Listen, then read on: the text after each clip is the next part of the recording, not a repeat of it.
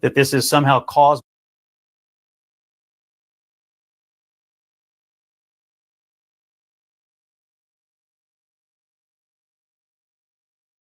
the wrong people. Oh, you guys can spend all day long trying to spin this, that this is Donald Trump's fault.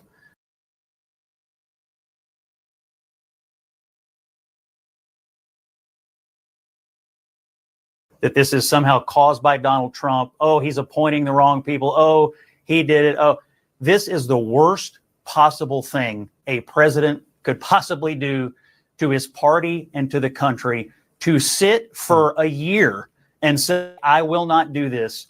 I will not do this. The rule of law is sacred. We have to respect the justice system. Juries, we have to respect juries. We have to respect the guardrails and the norms of our democracy.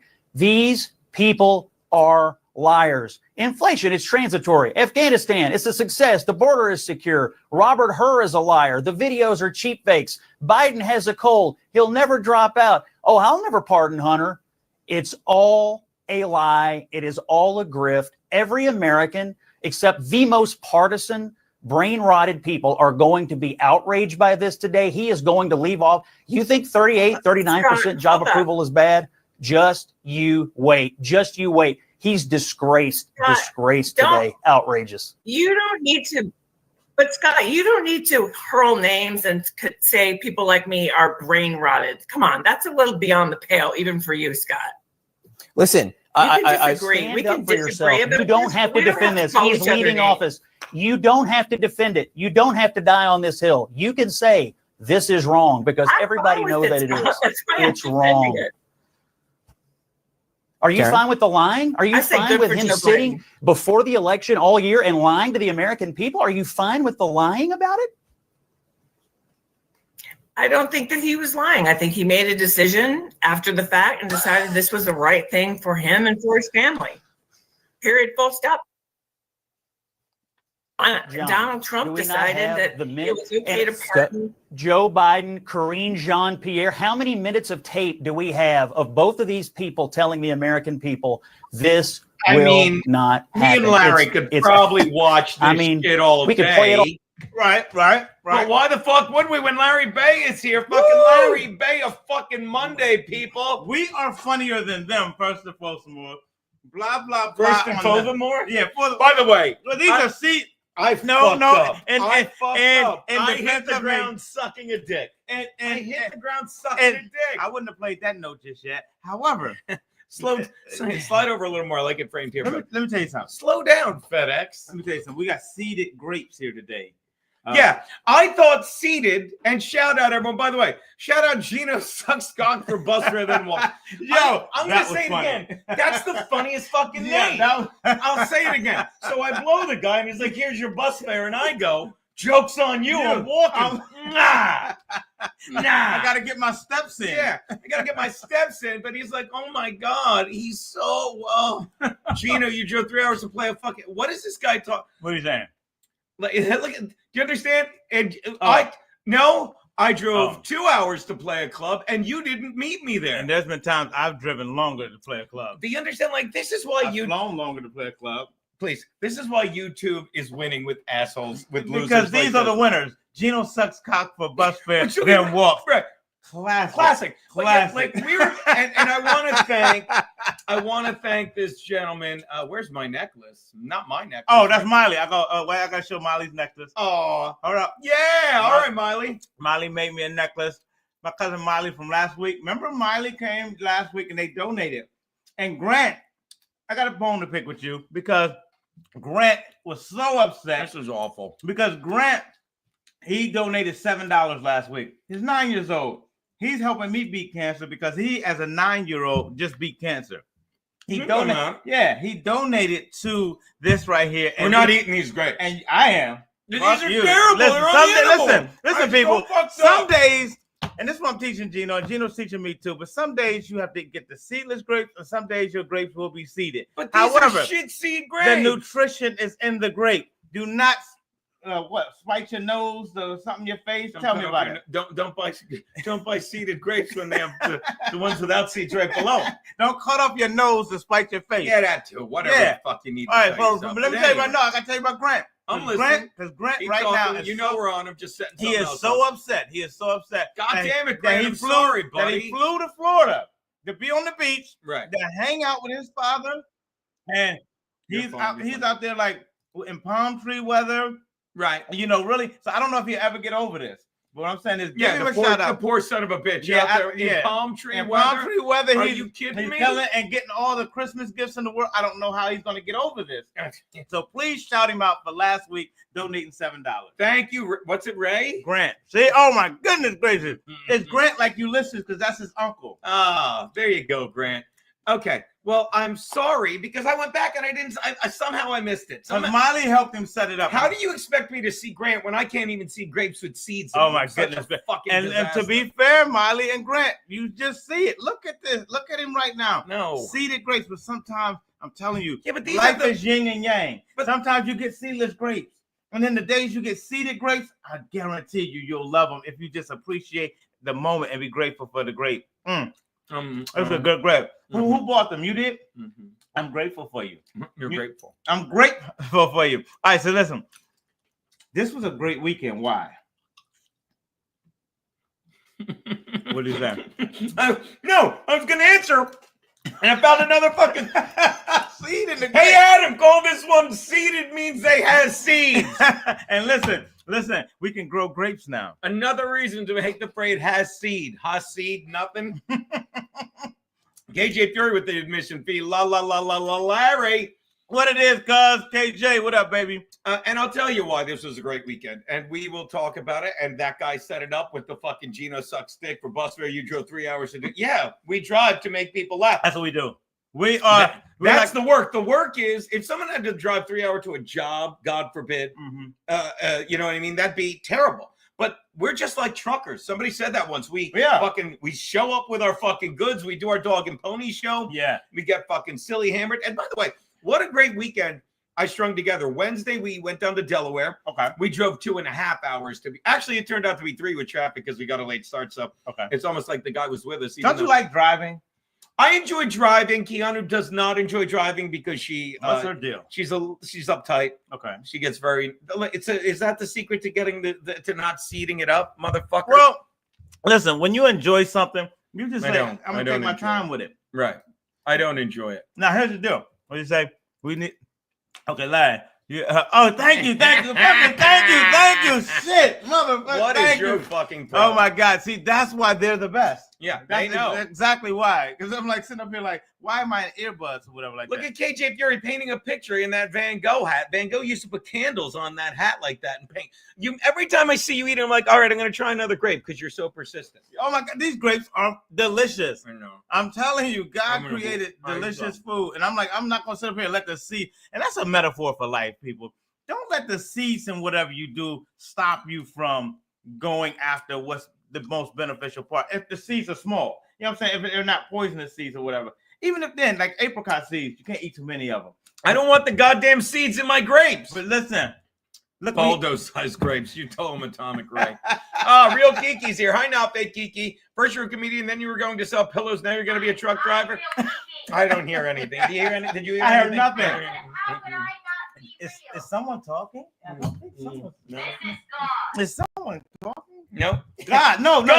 We got God. Hey, God, way to fucking put seeds in my grapes, God, dude. Thank you for putting seeds in my grapes. You see the difference? Yeah. You know who wants to go to heaven, God. Yeah, God.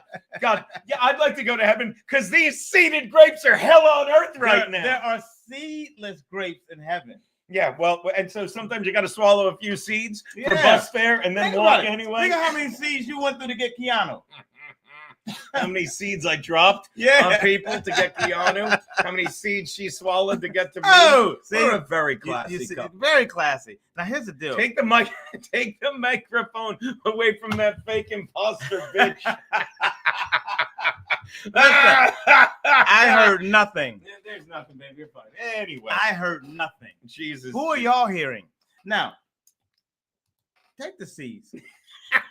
I'm just saying, don't ever be so, so stressed about seeds. I wake up my chair's slinking again. I wake up every Monday. It's like, and every Monday, are you coming? And I just want to make sure. And what do you always say? I say, yes, I am. Get excited. Get excited. Get excited, because I'm here. You know why? Let me tell you something. People always say, oh my God, you have cancer and everything like that. Well, okay, first of all, slow down. I put it as I had it. I put it in the past. I don't claim it. So don't write my eulogy. And like I was telling the people the other night, don't write my eulogy. And also, this is not. Baby, throw out that eulogy I wrote. What did you write? What the fuck did you write? You're gonna fucking read it mine. Trust me, dude. You're gonna read it mine. So you're gonna be like, this stupid nigger tried to outlive me. You tried to outlive me? You tried to outlive me? With your just skipping rope in Harlem? By the way, oh my God, Harlem is not Harlem anymore. No. I just came through. Why? How was it? They might as well call it harem. Yeah, because there's a lot of amenities here. Yeah, since before I used to know this is Harlem. Nice. Now, mind you, I'm out in Greenwich, Connecticut, so it is still a step down. But what I'm saying is that how you do? You bite your it is such a step up from what Harlem used to be. I just got a smoothie. I went to Lululemon. You know, you have so many different. You went to Lululemon again? Yes, they have so many different. Gay. There's so many different things. I was like, you know what? Let me stop and get my girl something from Lululemon. Also, here's also another thing too. The kids here. I don't know what's gonna win. I don't know if the neighborhood's gonna. Todd Pemper, hey stranger, love you. What up? I don't know what's gonna win. I don't know if the kids are gonna win here. The ghetto is gonna win, because you see a hodgepodge of, like, you'll see a Pilates studio next to a guy sitting on the ground smoking a blunt. Right. And both of them are getting their like meditation in. Yeah. You know what I'm saying? So I'm like, I'm gonna see who's gonna win in Harlem. I say all the time, and people make fun of me. Well, you know, the haters are like flat broke and everything. But when I fucking like was, you know, moving here, like when Kevin Dombrowski's like, hey, why don't you we have an extra bedroom, move in with us? Okay. And I go, where? He's like, East Harlem. I'm like, why the fuck would I? And then I moved in. And after I lived, you know, in that place for 3 years. I'm like, I'm getting a place here. This is Harlem Light, though. I'm gonna tell you, this is not even Harlem. This is Harlem Light, and it's not even up at 125th. I'm not gonna tell you. They're bum grapes. They're bum grapes, Jesse. This guy gets it. They're fucking bum grapes. He's right. Why do you call them bum grapes? They're fucking bum grapes. You know. Do they not taste good? They're bum grapes. Do they not taste good? Was the question. No. Wait. You're telling me these grapes don't taste good? No, they taste delicious. Okay, then. How about focusing on that? I don't think the grapes are bums. I think it was, as we like to say, I think it was bums. I think it was bum behavior. Me buying, fucking not realizing seeded. I thought seeded meant. Remember? I thought seeded. Hey, Alexa, what does the word seeded mean? She's gonna say surrender. The word seeded is a form of the verb seed, which means to yield or formally surrender something to another party. I knew she'd say it. Right. Commonly used in legal and government documents to refer to the transfer or surrender of authority or ownership from one entity to Okay, Alexa, stop. Yeah. Jesus Christ Almighty. Let's say you didn't mean to get. It's true. Push-ups. Yeah. What did he say? Harlem was Italian 100 years ago. Yeah. Shout out Push-Ups who came to the show. Yeah, Push-Ups. Yo, what'd you think about the show, Push-Ups? I'll tell you what he thinks about the show. He said, look, he said Saturday was fun. Yeah. Because I am the leader of fun. You are indeed. And by the way, I will tell it about that after we say, thank you. $10. Thank you, Texas Patrick P. Some shekels for Larry's pet cancer. Did you guys ever copy that roast on the drive yet? Yes. Yes. And it's getting mailed out tomorrow. Sorry, guys. I've been so crazy with the holiday. Silver Bell. Yes, and by the way, you get special treatment, Tex and Patrick P. But I will tell you this: I put the entire Gina Biscondi roast up on my Patreon. The Patreon is finally taking off. Please watch the roast, because that roast was so genius. Yeah, because I told you, Kevin Brennan said he couldn't show up. Yeah, Matt Mead told Kevin Dombrowski have him email in his jokes. I'll have Stancil read it.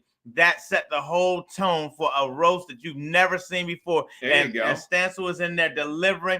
I absolutely believe that roast would not have been as good had Kevin Brennan come to that roast. Oh, without a doubt. Without a doubt. Don't get me wrong. And he wrote some phenomenal jokes. It would have been good. It just would have been different. You know what I mean? It would have been. Kevin Brennan is phenomenal, and he would have delivered his own material. We great. Put Briggs on there. We put my new TikTok gig. However, it's the in hot water. There you go. Stancil delivering it. and we all hearing Kevin in our ear as Stancil. Oh my God! And the commentary from Stancil was great, fantastic. And of course, see this all ties together because you could have gone two ways during the pandemic. Okay, you could have been like Kevin Brennan, who fucking, don't get me wrong, great. I'm not even dragging his fucking show into this, but he was terrified. He didn't want to come out because of COVID. I get it. He's an elderly man. So he's like, wait a minute. When you say elderly, he's only 60 something. Yeah, he's elderly. No, he's an old. My great grandfather died at 109. He was elderly. Jesus Christ. 109. The elderly is not in jail. A lot of people don't live that long in jail. Kevin is going to outlive a lot of people. But please, fucking misery. Yeah. But what I'm saying is, he loves company. What I'm saying is, he fucking is an old 60-some, and he was sitting there. I'm getting off topic, but he didn't want to come. He's like, no, I'm not coming. And then to defend himself, he started the rumor somebody came to the show, got COVID, and died, which is hysterical. Which is fucking hysterical. I'm still wondering if somebody died. I saw a fight at the show. I've never seen anybody. Well, okay, no, that was from your roast. What do you mean? No, I was thinking about our shows that we threw in the summertime that Kevin came out too. Oh no. Okay, but did somebody die? Jack Me Hoffman. That's a long time with the sugar. He had the sugar. He had the sugar. That's what blacks and Italians call diabetes. The sugar. He had the sugar. He had the sugar. People always ask me, what's it like being black and Italian? High Larry grape used to be smuggled into prison in people's bum, hence bum grapes. Ask me about bum watermelon. Are you serious? Oh my God. No, tell me more. Interrupting. But what I was going to say real fast. I want to know more about I'm going to say this, and then we're going to ease into the show this weekend. Yeah. I do want to talk about fucking Joe Biden and that fucking thing. Oh, I love your thoughts on that. We got to talk about that. Please stick around when you hear me talk about what I feel But watch about me Joe hand Biden. it off. All right, go ahead. Okay. So the guy sucks plus fair, and Kevin's afraid to go out. And these are the people that fucking are like, well, no, YouTube's great. We love YouTube, and that's the normal thing. Yeah. But there's people that live their goddamn lives and say, we're going out to a goddamn show, and fucking people that came out to fucking the Dangerfields, Rodney's, nay Dangerfields, this past Saturday for your show. Yeah. Great fucking time. Oh, the band got back together. Right. Fucking, right. Me, you, Mark Theobald, who I fucking love. God, Haven't Mark seen him in Theobald. ages. He writes for Tracy Morgan on the OG. Right. So he's been with. Is that show still on? Yeah, they got a new season. They got a whole new thing that they're doing. I mean, Derek Gaines, shout out to him. He's on the show. A lot of people. Mark Theobald has been in the trenches writing in Hollywood. That's how I know Mark from a long time. Is he out in Hollywood? He's back and forth. He's bi-coastal. He used to always come out to Hollywood. Sometimes he stayed with me. Right. We just always had a good time, Mark and I. Just like how you and I have. Sure. Like I think you and Mark know each other longer. I've known Mark. Yeah, I've known Mark since I got up here, like early 2000s. I've known Mark.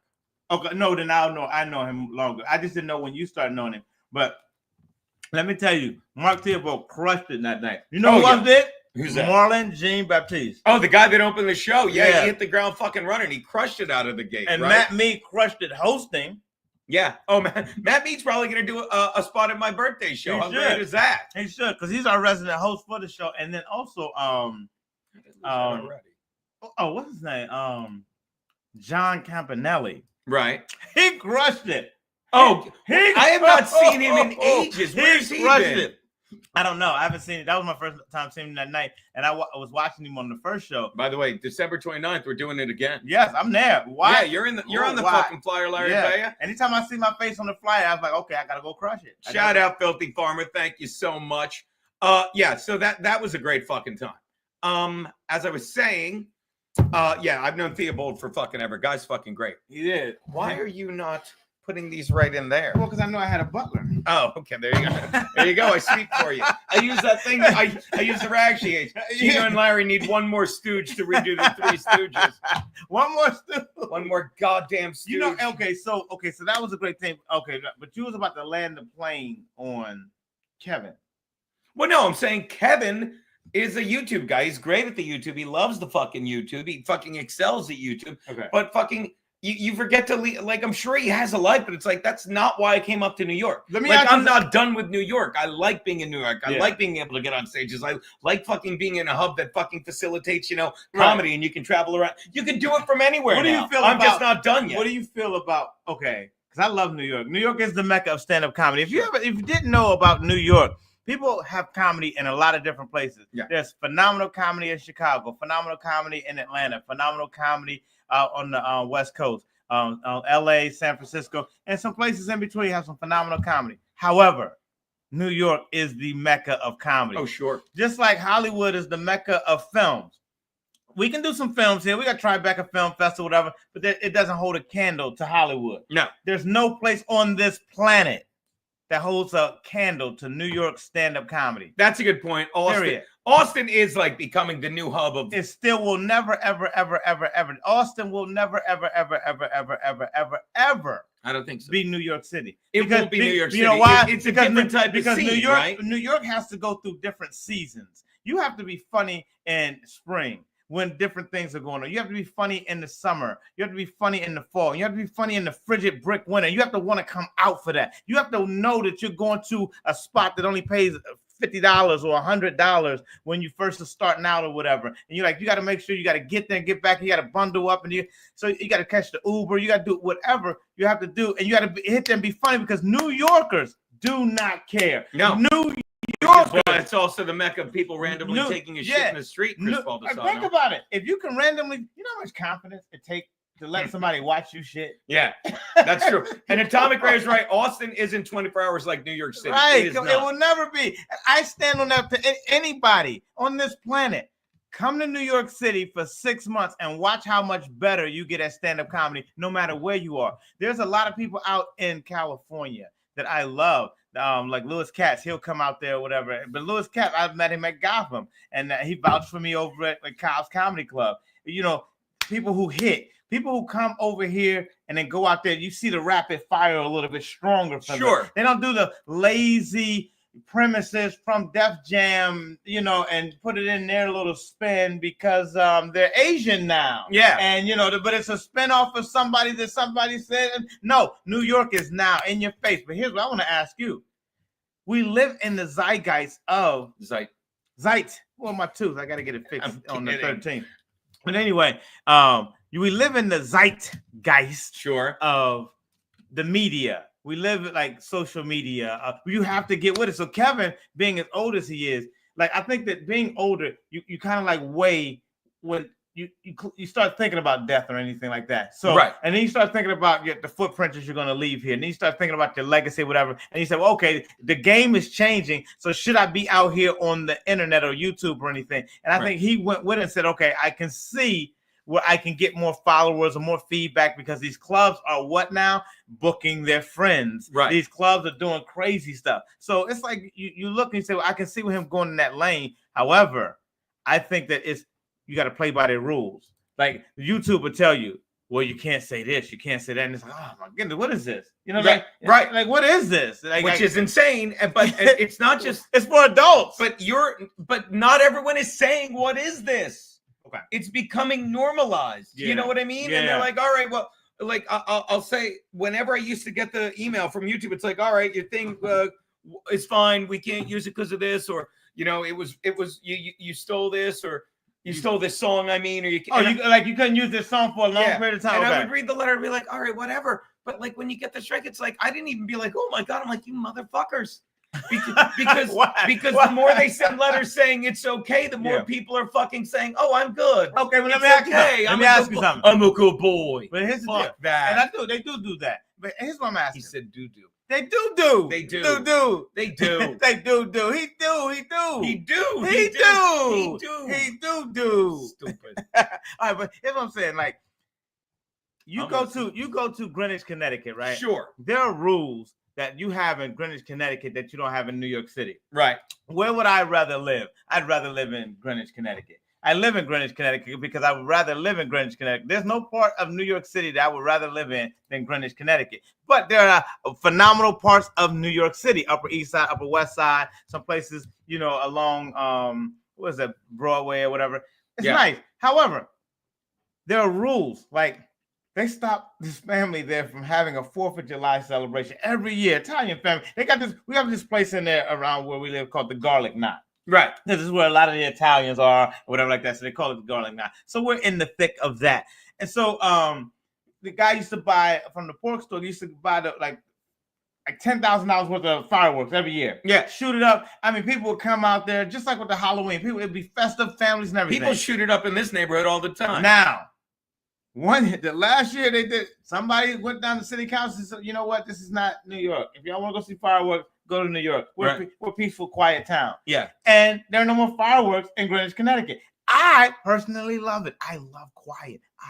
Even though I get loud, and everybody knows that. He gets loop and loud. I get loop and loud. I love hearing things through the silence, like birds, like squirrels rustling through leaves and stuff like that. I literally love that in the morning. I get out there in the morning, fresh air. I love the quiet. Then the construction starts and everything like that because the house is going up or whatever. But it's like, you're like, okay, but I love the quiet. And at night, you can look up at the stars and it's quiet. I don't want to hear fireworks. If I want to enjoy the fireworks, 4th of July, whatever like that, whatever, patriotic, I'll come to New York City, see it, and then leave it. And that's what the thing is. So YouTube is like that. I'll come in here, play by your little rules or whatever like that. Now leave it because the real action is in the real world. Yeah. You know, if people get locked into this right here, then it's like, oh, it's over. Remember the movie The Matrix?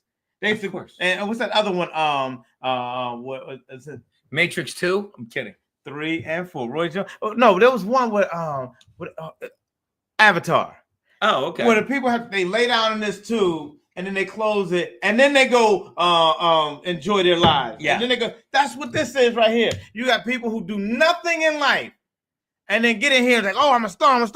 Yes, be the star in here, but still come out and share that with the world. And that's what we did on Saturday, and that's what we're going to do on the 29th. And I can't wait to get the copy of my set because I can finally put some shit on Instagram. You killed it. But you communicate to the people. You know, like, look, there's an energy in here that you're not getting on YouTube, and it's normalizing. It's normalizing fucking isolation, and I fucking hate that because that's which leads me to my point. Coming in Harlem, I was amazed that no matter how many fruit stands you put here, there's still more pit bulls than vegetables here.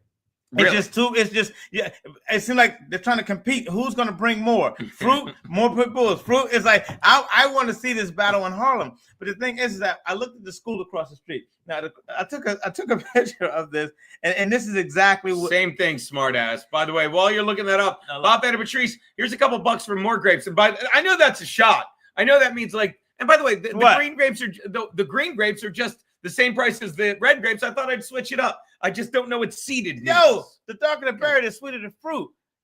Grapes. So. Yes, Sean. What is it?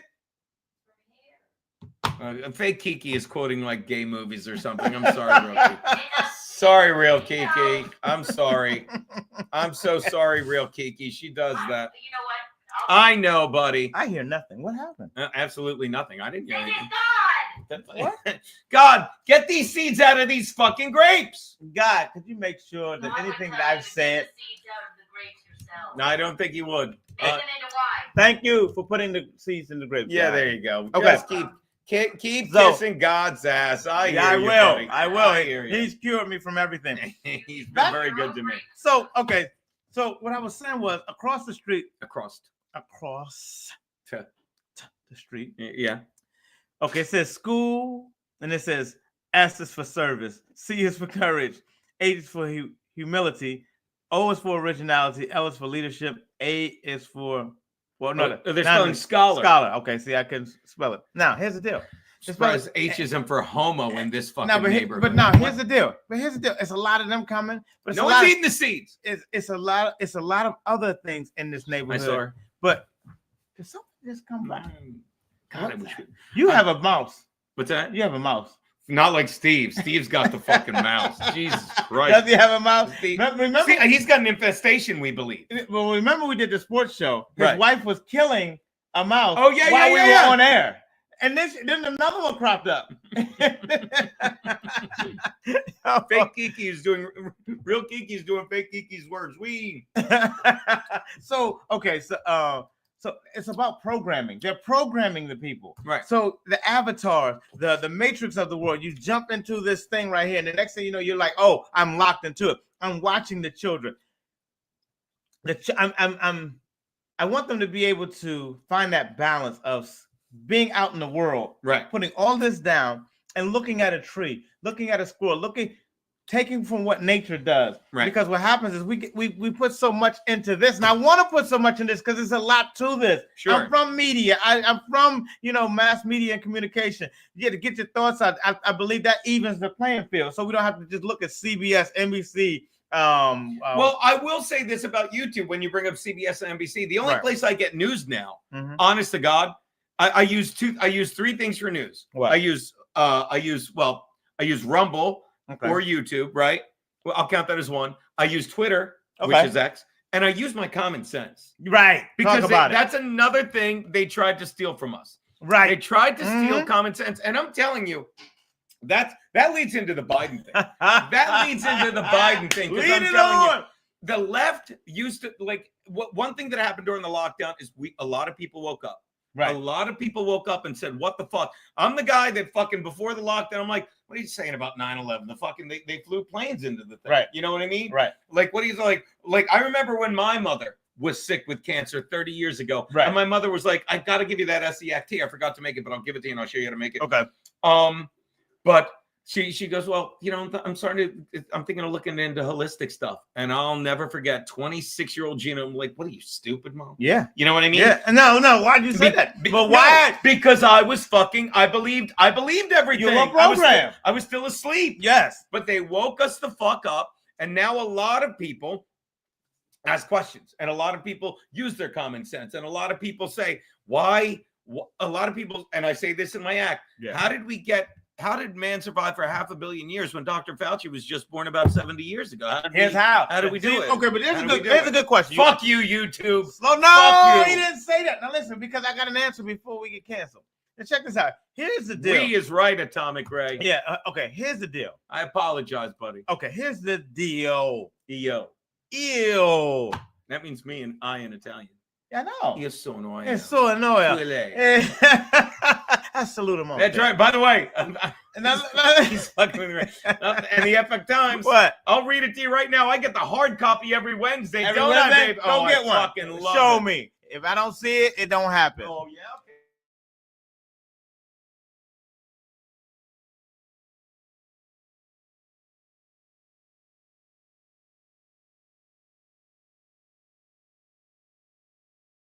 I kicked the mic. I'm sorry. Go. As long as he didn't kick the bucket. Now, listen, here's the deal. I'm telling you, we have to just make sure that we get these kids away from this media as if it's so important. Like, come on, think about it. We're the parents, we're the adults, and we can shut it all down. But here's how they get us. Remember, we came out of the womb. Nobody was addicted to anything. When you came out of your mother's birth canal with the placenta on you and everything like that, you wasn't fishing for a phone or anything. And then they washed you off and you were so cute. They kissed you and everything. A little bit over. They kissed you and everything. And what happened once they kissed you, and then they started programming you. They started sitting you down in front of a TV, and you start seeing commercials. You start seeing McDonald's. You start seeing Pepsi. You start seeing, things on the TV. And now you see everything on the TV. This weekend, they kept showing all the fights in college football because people started to plant their face. Did you see they that maced shit? the dude. They had to. People were fucking but bananas. But the fact that we saw it, we saw people falling out of buildings. We've seen so much on TV. That's what I like. We saw John F. Kennedy actually get from his airplane, get into a convertible as the president of the United States of America, get into a convertible. And then we saw his Secret Service question why they were being called off of the car. And then he went into Dealey Plaza as they were driving down through the center of Dallas. We saw them 7 people deep. But the minute they turned into Dealey Plaza, there's nobody in their sight line. Now listen, I'm an expert marksman. I can hit you from 100 yards better than Steph Curry can hit a 3-pointer. I swear to you, I'll take my eyes every time. Every time I'm that nice with one. But here's the deal. Suck it, Fugate. Now, I know you have to have sight lines. That right there showed me right there. This was a setup.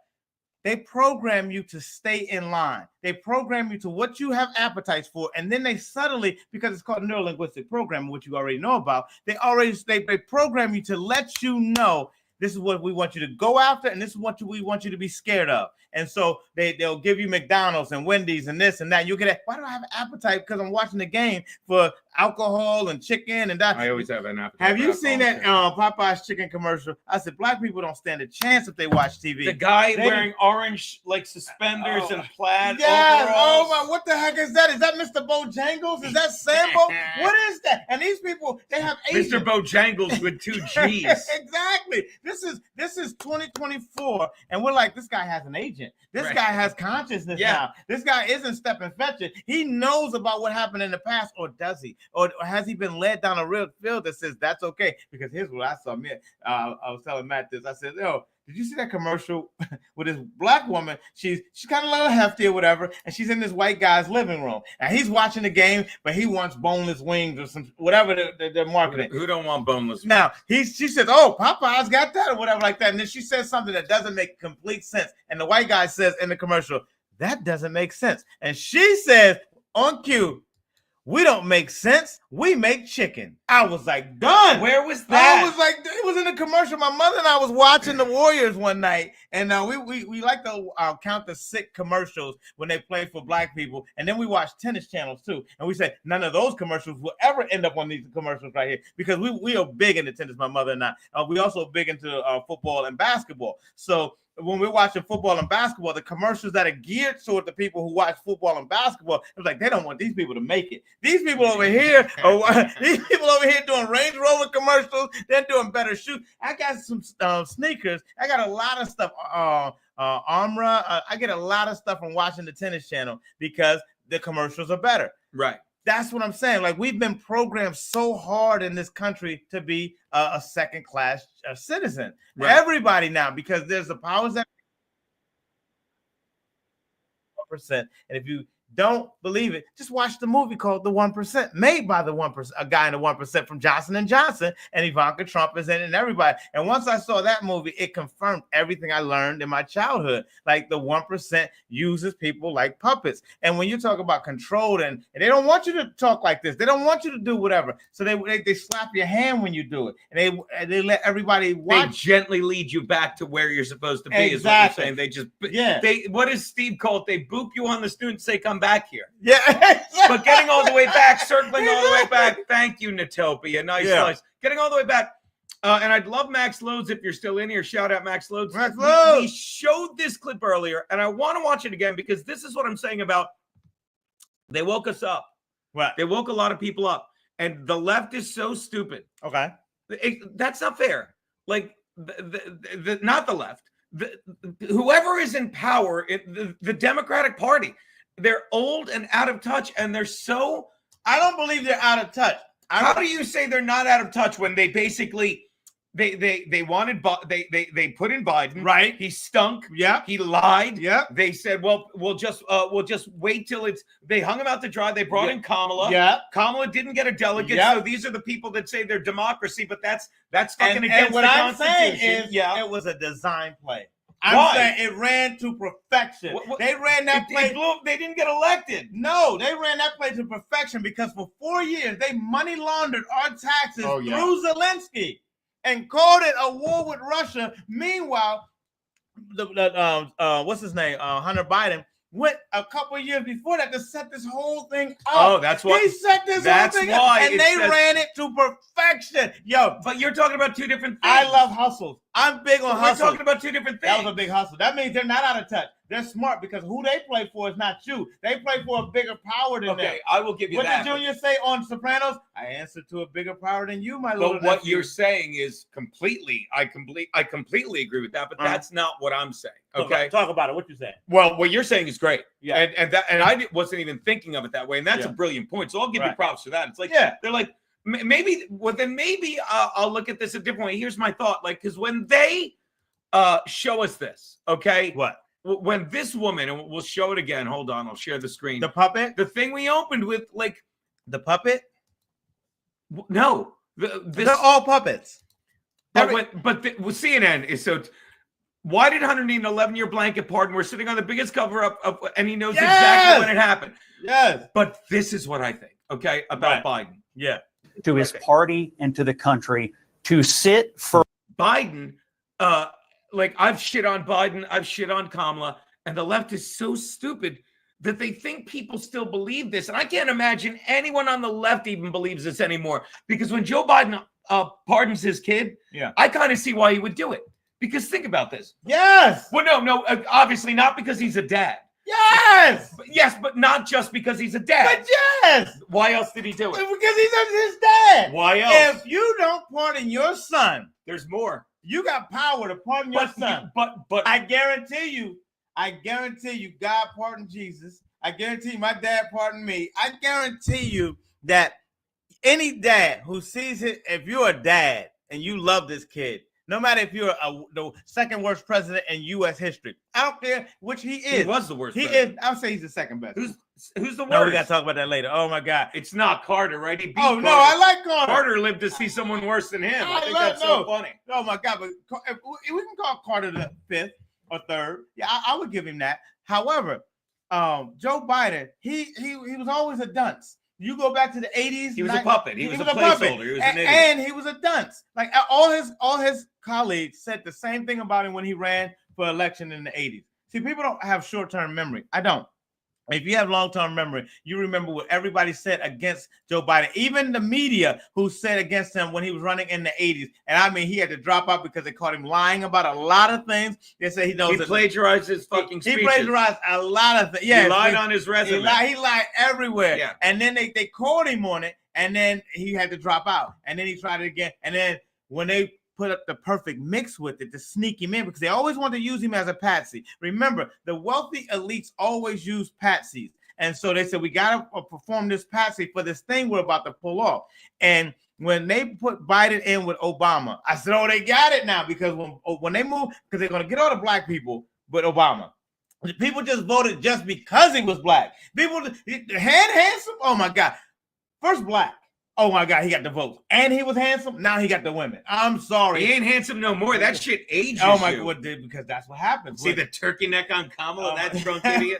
But here's the deal. The thing was, they slipped Biden on in there because now they got the blacks to love and the poor people to love Biden. Well, he was such a racist dunce back in the 60s, 70s, and 80s. Go back, do your history on people. Don't just when they pop out and say, oh, I'm cleaned up and I want to run now. No, go back to what they always said. If you want to run for president, clean up your image for 25 years, then run. And that's what he was doing. He was trying to clean up his image, but his colleagues, see, this is what I like about colleagues in this game. They'll rat you out. There's no loyalty in this game. And that's why it's a sporting event to me. Politics is like a sporting event in America to me because I'm watching all the players. You know, they got the royal family over in England, and that's interesting too. But our stuff in Hollywood, I mean, in Hollywood too, but our stuff in Washington is so interesting because here's a man who was hated. Here's a man who was laughed at, became the president of the United States. And then I don't think he was hated or laughed at more than anyone else in politics. A lot of people are hated. I don't think Reagan was hated like he was. Oh no, I loved Reagan. Reagan wasn't hated, and Reagan. We crushed it, Tommy Karate. Karate. But here's what I'm saying. All that aside, you're going off on a tangent, which I love, and I'll sit here and watch you eat these shit grapes I gave you. These are great grapes. God, I'm grateful for these grapes. But as much as I've shit on Biden, as much as I've shit on his fucking stupid wife, in the past couple weeks, I'll tell you what I've loved. What? Like the way they're pushing back against the Democratic Party, because one, we talked about this. She wore a fucking pantsuit that looked like it was made out of the exact same fabric as Donald Trump's ties when she went to vote. and fucking what Biden did. What Biden did. I gotta see a picture. Please, somebody send that picture. You've never seen it? It'll come right up. And what Joe Biden voted red suit. Okay. Images. To do. I want the fans. Look at that. Start being our, oh my God! Look, that's what you wore. My God! Oh, the Hindustan Times. Oh my God! That is what she wore. Are you fucking kidding me? Oh my God! There you go. Oh my God! Look at that. In case you didn't see it, that's what she wore. That's terrible. And this was her saying. This is her saying, "Fuck you to the." This is her saying, "Fuck you to the Democratic Party." She went to vote. Yeah, she's like, "Fuck you to the Democratic Party," which she should be saying. Well, okay, but here we go. Let me say one more thing. Go ahead. Joe Biden, go ahead. Fucking just fucked the Democratic Party over, and he couldn't care less. He could not care less because they threw him out.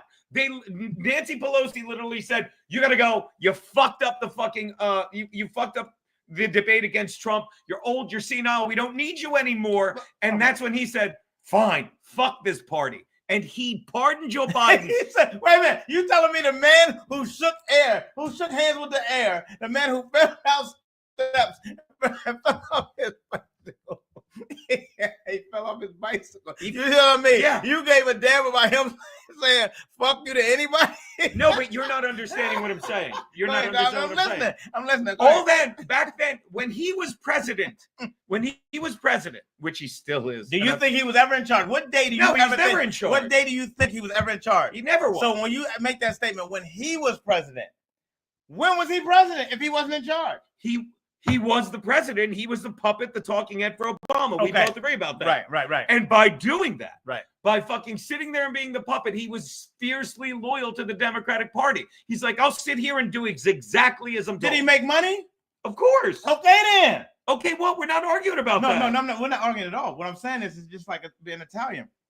It's business. It's not personal. It's like it's time for you to go, Joe. He lucky he didn't go whacked. Right? No, they was whacking presidents. They were trying to go after Donald Trump. They could have went after him. They bullied him out. They could have whacked him though. He did exactly what he was told, but they could have whacked him. Yeah. Okay. You could do your soprano thing, but I'm going to say this again. But they could have. He did what he was told, and then they said, "Thanks for doing everything. Thanks for fucking being president and sacrificing everything."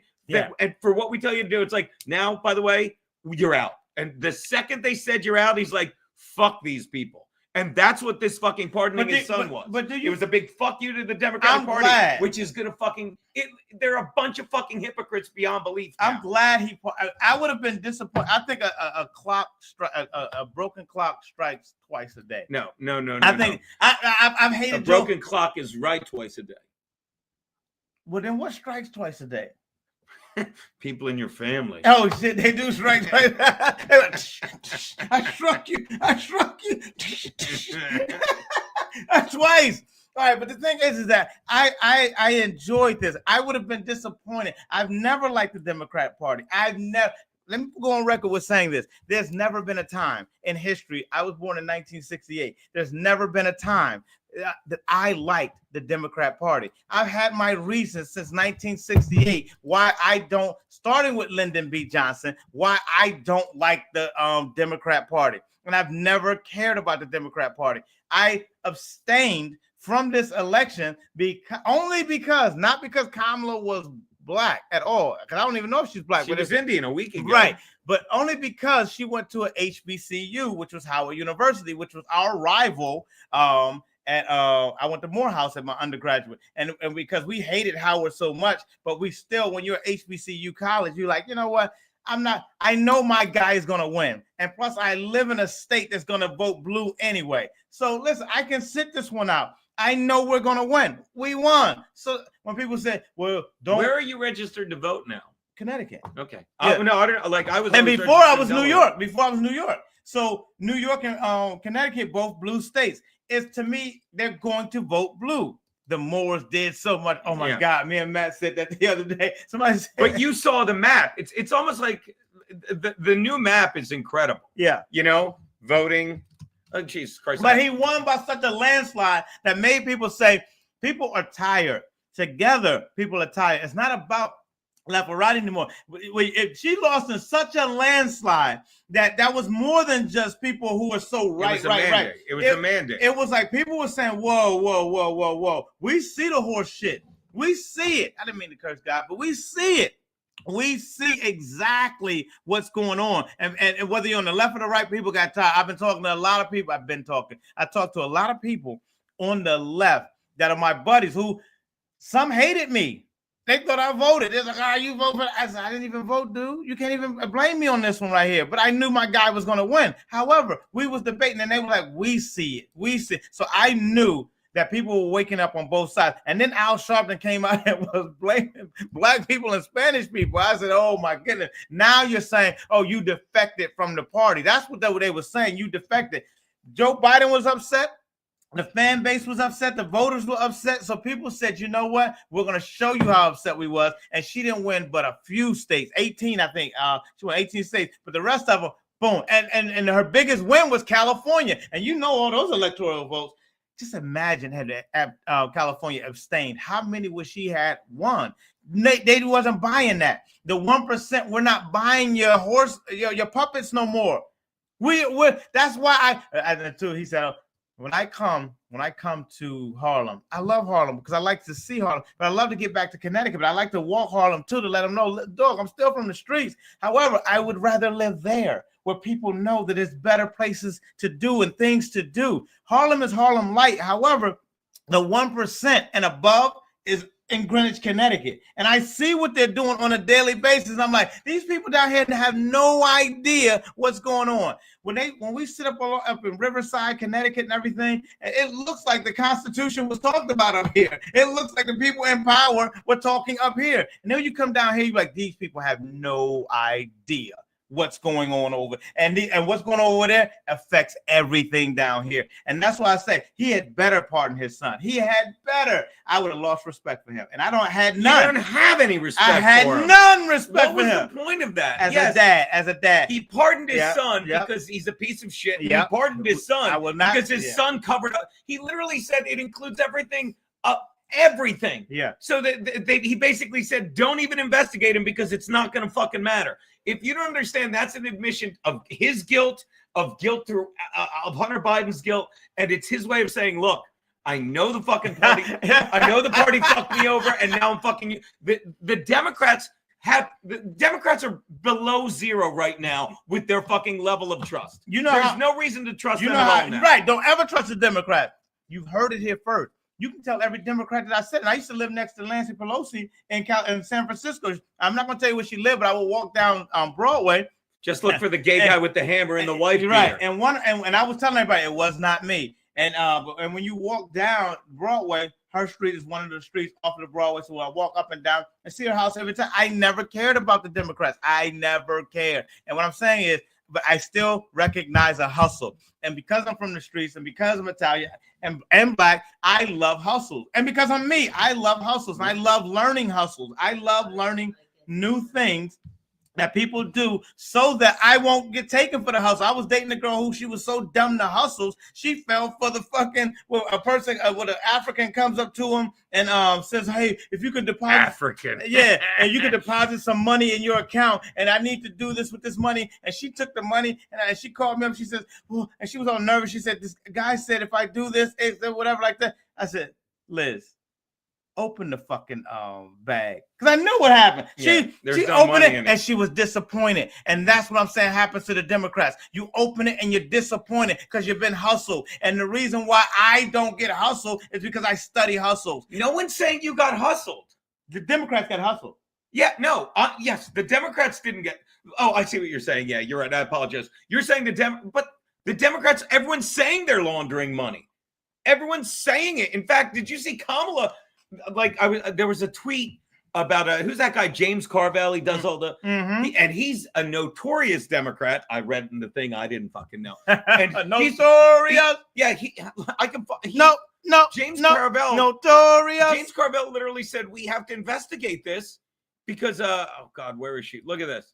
What? James Carville said it might have been a tweet. Did you see the Ronald McDonald comment? Yeah, I did do that. It might have been the tweet, but we love that. But James Carville said we need to investigate this because it's the ultimate rules for thee and not for me. By the way, there she goes. She looks exactly the same to me. What do you think, everybody? She's doing whiteface. What a stupid bitch. Well, listen. She starts at McDonald's when I start selling pillows, I think. Not way off. Go ahead. Make your point. Oh, my point is James Carville is like, we need to investigate Kamala because they're saying the entire you want to know how good they were at running the fucking hustle. Yeah. They're saying the entire fucking Democratic presidential campaign the past couple months. Yeah. They laundered all that money. They got what was it, $100 billion they had $1 billion and they don't know where any of it went. Right. They don't know where any of it fucking went. Now let's land on that point right there. Let's stop on that point right there. On that point right there. That what they're saying was we wasn't even preparing for a good attack against the Republicans because we were going to pocket this money and take the money and run. Yeah. That's what hustles are. That's what the Lufthansa heist was about. That's what any heist was about, that you understand. You take the money and you run and then everybody go and be quiet. And some people get loud. Some people start dressing differently and everything. And then that's when the heat is brought on you. They ran their offense to perfection. Everybody played their part. Joe Biden played the puppet. The 1% played Geppetto, and they and all the people in the cabinet and everything, and they did the dance because they was money laundering our tax dollars. The reason why you don't have roads fixed in your neighborhoods, I don't care if you live in New York. I don't care. I just came down Harlem, the bumpiest road. Now I'm in a fucking Mercedes lift. Go on, yeah. Now he comes down and picks me up, but I still can feel the and Mercedes. You know that's German engineering. Damn right it is, buddy. And I'm sitting up here going, these roads are crap up here. Where's the tax dollars? Oh, that's right. Zelensky needed more. Yeah, he needed American dollars more, and you know they got to kick up. They're like, Zelensky, we're going to do this. We're going to run the offense through you, but you're going to be kicking the money up to here. Just watch the 1%. Just watch how they move. They adjust to everything, and then they get us fighting because we feel like we have this choice. Well, you either vote or you don't vote, and if you don't vote, don't complain. And that's why I didn't vote this year, because I didn't want to complain. No because, one's mad at you for not voting. You know, because I said, you know what? I've been trying to stop complaining anyway. This is a win-win situation. Yeah. It wasn't in there. I was just texting with her about it. But yeah, James Carville is calling for a full fucking investigation. Now, this is what gets me. I know, David, I got to talk to you about the Jack. The blue tones. David, yes, you are absolutely right. And people have been giving me whatever about the Jag. I am not a Jaguar fan. You see this right here? Now I will say, hold on, I'm sorry, buddy. Take that thing. I will say this is my spirit animal during cancer, the Jaguar, not the Jaguars in the NFL, but the Jaguar itself, because I watch nature and everything, and I like the big cats. I like tigers, I like lions, I like jaguars. So anything cat-like, I like. However, my mother gave me this. And here's what I'm saying. My mother is not a Jacksonville Jaguar fan. She, like I am, we're Kansas City Chiefs fans. Oh, come on. However, I'm pinning this in. I just pinned Larry's GoFundMe. Thank you. And I thank you for everything. Y'all have been helping me out, and I thank y'all because we're getting closer and closer and closer. And I got to get immunotherapy. And they said, Larry, come down here, get it. I'm like, we're raising the money now. I'm at Sloan now. In the meantime, they're putting a Band-Aid on it. Memorial Sloan Kettering, and I thank them for that. Now, let's get back to what we were talking about. I'm not a Jacksonville Jacksonville Jaguar fan. My mother. That's great. My mother. Catman Crothers, not yeah! Fucking good. Who's funny? Do she not see? I love you. He's always a star. You're a star. That was great. So, so the thing is that she gifted this to me because somebody gifted this to her, and she's like, oh, I'm not wearing that. But I told her I was cold one day because the cancer makes you cold and hot and cold. And she was ready to give this to me. She was like, oh, here, take this. That's a comfy hoodie. And it's expensive. So when I saw, I said, it's the NFL. They can't make enough of it. Right. So I said, whoever bought this for her really cared about her because it was nice and comfy, but she didn't want it. So she gave it to me because she really cared about me being cold. So everywhere I go, I wear it. Especially I did cancer treatment today. I was at Memorial Sloan today. And we did the sonograms. We did the MRI the other day. And so I wear it because it reminds me of my mom, like a mom's love, like when you're in the womb or whatever. I have my Aunt August Afghan, the last thing she made me. It looks like the Ukraine flag that my pet was sleeping on. I gave her 3 colors to make a Chargers thing. By the way, Chargers fucking with that. Oh my God, talk about it. They're not good. Yeah. They fucking have 1 fucking touchdown in the past 8 quarters on offense, but they fucking stole a win from a shitty team. But getting back to what you're saying, like, oh, I'm very into that shit. Like anything like a relative had, like, yeah. Like I have the Afghan from Aunt Aug. I have fucking this is my father's. The wedding ring was my dad's. I love it. My dad died 2 years ago, and his birthday was yesterday. And so we always laughed. I wouldn't be doing comedy if it wasn't for him. He was funny. He was from the streets. Blame him, people. And blame him. Blame him. I'm so dope. But the thing is that we would come to Harlem. It's so funny. We would come up to Harlem. And my dad would, like, cars be up on bricks and everything like that. My dad walk any street. Like now. Yeah. But now the cars ain't on bricks. I just saw a nice SUV. Chevy Sonic? No, this was a Range Rover. I said, in Harlem? Park and then in front of a BMW. Jindon, like, thank you. And so he passed. So I'm always celebrating stuff because I do miss my dad. My dad was the number one person in my life, and I love my mom. My dad was the number one person in my life, and he took me everywhere. He introduced me to his side of the family. He introduced me. That's how I know the streets. That's how I know the things that I know. My mom is so different than my dad, and I guess that's why it worked. And the thing is that, but I'm a product of her and him. But now that I only have her, I took this because I was like, yeah, but everywhere I go, people go, oh, them Jaguars. But I'm betting on them now. Here's what I'm betting. I'm betting that they get the number one draft pick. You can bet on anything. So I'm betting they get the number one draft pick this year. Yeah. So that's why I wear it as my spirit animal. I wear it, whatever. So, yeah, they're definitely. Oh, Frankie McDonald! We're sending you the link in a little bit, Frankie. Stay close. He had a busy weekend. What did he do? What did he do? Oh, we'll get to it. Okay, now, so to wrap it up with the Joe Biden thing. There's more? I'm happy. Please keep going. I'm happy that he pardoned his son, and I don't like either of them. But they did the tax dollar. Keep talking. They can't hear this. Yeah. Go on. I love the Queen of England, though I know that they were corrupt. But I love the Queen of England. Really? Yeah. She reminded me of my grandmother. She was corrupt too. My grandmother. Frankie got pardoned today. That's interesting. Yeah. That's interesting. Bob Van Patricia. Oh, I love this fucking guy.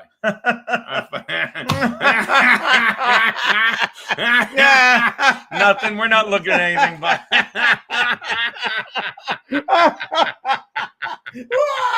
right now, Bob Van Patricia is patting himself on the back. He's like, oh, yo, you got it, Bob. You get it. You're such a piece Bob. of Thank shit, you. Bob. That's why the fans are the best. Oh my God. I beg your pardon. Frankie, we're sending you the link any second now. Get Frankie in here. But yeah, like I agree with you. That's a great point you made, which means it's stupid because I think it's great. But yeah, they like the thing I've always repeated that I heard once. This wasn't an accident. This was a planned destruction. This was a planned destruction of the country. They brought them in. They wanted us. Yes, they wanted to control us. They wanted to destroy the economy. Yeah. The rich people got richer. They fucking want to destroy the middle class. There's a lot more poor people. Yeah. They think they're getting tax money from us. Fuck you. They are, but they are getting to the. Don't say they think they have gotten the tax money from the people. And not being a United States Air Force veteran who fought in Desert Storm and understood what that Thank war you for your service. Yeah, and know what that war was about. We stole oil from a country. Of course, we lied to get in there, right? We stole oil from a country, and if they even so much as resisted, they got popped. Yeah. And that's what the world is like. Understand what the world is like. Come out of your little comfy zones, people. We live in the world, and the only way we're going to survive is that y'all wake up from these fantasies that we're the good guys.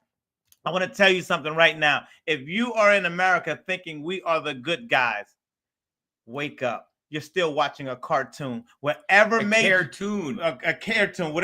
you think that was a delusional program, and you've been programmed to think we're the good guys. I know firsthand. I was a bad guy for them. Tommy Karate. Tommy was in the war with me. Tommy was in the service. So Tommy understands. When you talk about the Navy. If I fucking unplug this cocksucking cord. I love it. But yeah, now take Tommy down off so they can see me and my Jaguar. Now, so the thing is that if you think we're the good guys, we're not. When did you think? And that's why I'm on this side, because I bet with the people who are cheating. Until we stop them, we still got to make a living. We still got to do things. And people are cheating. People are hustling. I was a New England Patriots fan.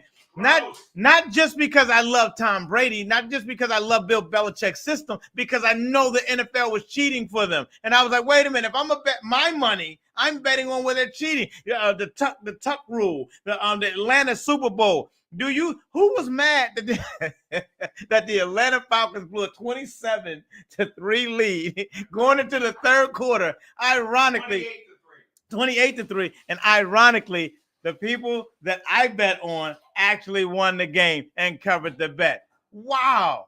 The Kentucky Derby. Why do you think I bet the Kentucky Derby? Because I know who's going to win. The things is you got to know who's betting and who's winning. Now, I do a lot of losing too, so I go back and forth. But the thing is, it's fixed. It is fixed. Fixed.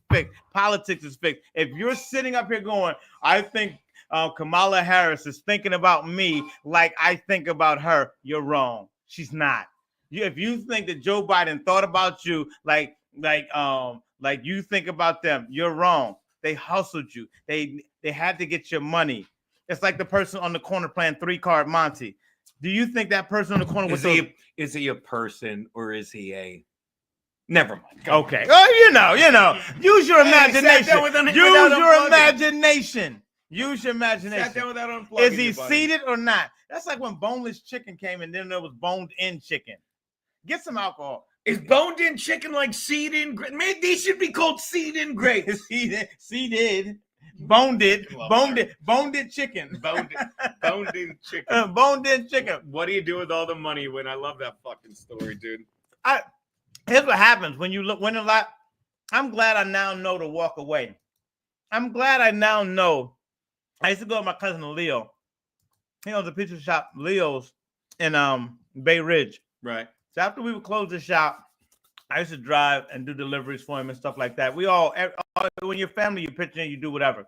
And so Leo and I would go to Aqueduct and gamble roulette, poker, or everything like that. And we would win big. They knew how to walk away. You ever see the scene in Easy Money? Oh yes. Oh, Easy Money. Yeah, Easy Money is me. Tables. Easy Money. Oh Pesci. Easy fucking money. Let me tell you No way this clip comes up. Craps game Easy Money. Yo, you gotta watch this. They're about to fucking take this stream, not take this stream down, but we can't monetize this. Hold on. Fucking classic. Fucking classic. Here we go. Make it big. Make it big. Make it loud. Yeah. Here we go. What we doing? You want it, right? Fucking. Why does it do that? Unmute site. You ready? Yeah. And make sure. Thank you for. Oh, here we go, people. Here we go. You want it, right? You want it, right? Go ahead. We can leave winners right now. Okay, so we go. Okay. Go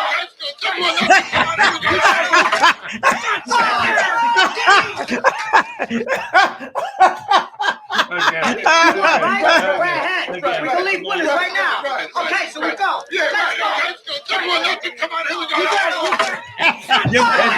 Joe Pesci's not even in the picture. Look, Joe Pesci left. One more time. One more time. Joe Pesci's like a handle. You want it, right? Joe Go Pesci. ahead. We can leave winners right now. Okay, so we go.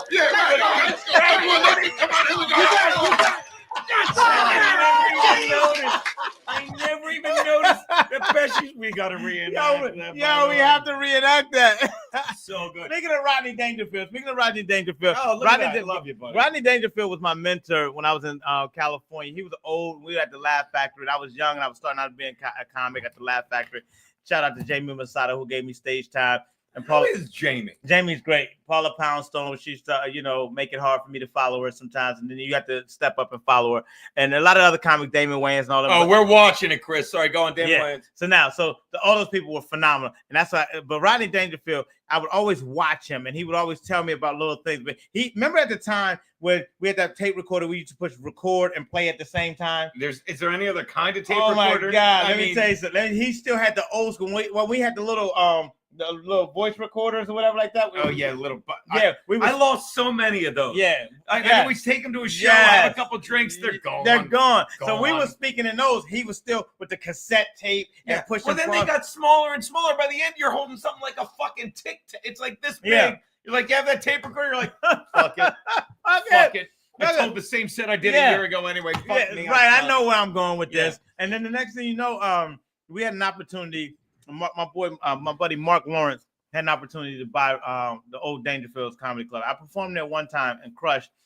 And Rodney was such a mentor. So Mark said he was buying the club. And then so I said, okay. And he said, well, will you come and open it for me on New Year's Eve last year? Yeah. And we did. It was packed. It was oh my God. Go to hang with Mark Lawrence Saturday night. Fucking love him. Talk about it. What happened? He asked me, baby, you know what Mark Lawrence asked me? He's like, hey, let me ask you something. What's wrong with Kate Quigley? She used to be normal. Not Kate Quigley. Not Kate Quigley. God forgive me. Who's the waitress? Meanie? Kate Meany. God forgive me, Kate Quigley. Kate Meany. He's like, it's like, yeah, because he used to work at the comic shop. He's like, I brought her over. She was just off. I'm like, I think she did. I think In Hot Water got her hooked on alcohol again. Is that us? Yeah. Is that us? That's the brand. Now here's the deal. Phil Kassouf, Frankie will never choose Mary Brown's chicken or my. Where is Frankie? Frankie, we sent you the fucking link. So I had That's Frankie. I had two great mentors in comedy, Rodney Dangerfield and Robin Williams. And Robin Williams was the one that told me that if ever I want to find my voice in comedy, go to San Francisco. And there was an opportunity for me to go to San Francisco. And I went to San Francisco and I found my voice. I didn't know what he was talking about until I got there. And now that's why we crushed the other night. Yeah. How you did a great job. Everybody did a great job. Talk about it. Dude, what's there to talk about? People came out to Rodney's. It's a great club. It's a classic stage. It's definitely better now. Well, I mean, don't get me wrong. Dangerfields was legendary, but by the end, no one gave a fuck about it. They did. Yeah. So it's a beautiful space. Like, I really want to start doing it more. We're doing it obviously for my birthday, right? When? Talk about it. We're doing it on my birthday. We're doing it fucking December 29th. Let's see. Fantastic. And it's going to be a great turnout. Shout out. You know who's coming? If I may, I didn't put it up. Shout out. If I can shout out, you know who's coming? Oh. I always say this. Keanu doesn't remember every time until she sees her. I'm not busting your balls. This chick. It kind of seems like you're busting her balls. This chick, April Tracy. Who is that? She, God, there's no. This is her. That's my friend April Tracy. Who? That's what's her name. Who? That's not April Tracy, is it? That's April. Wow. You know who she looks like? No. I'll think about it in a minute. Go ahead. But at any rate, April and her husband, fucking, they always they came to a lot of my shows, and they came to my fucking birthday roast years ago. Okay. And where? At Stand Up New York. Okay. And it's like when I was always like flirting with Keanu and stuff, and we'd hooked up off and on. Okay. But they're like, they hung out with her the whole night.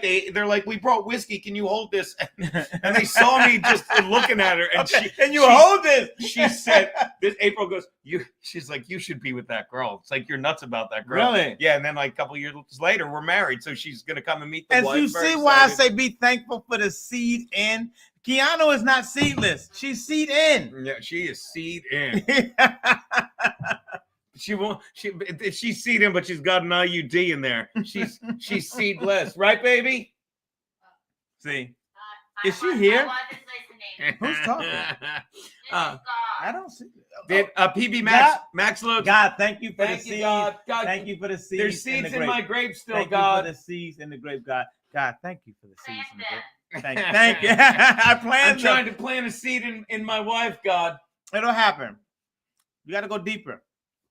All right, did I hear correctly that you were speaking of Mark? No, Mark Lawrence. Oh yeah, Mark Lawrence. Sorry. Yeah.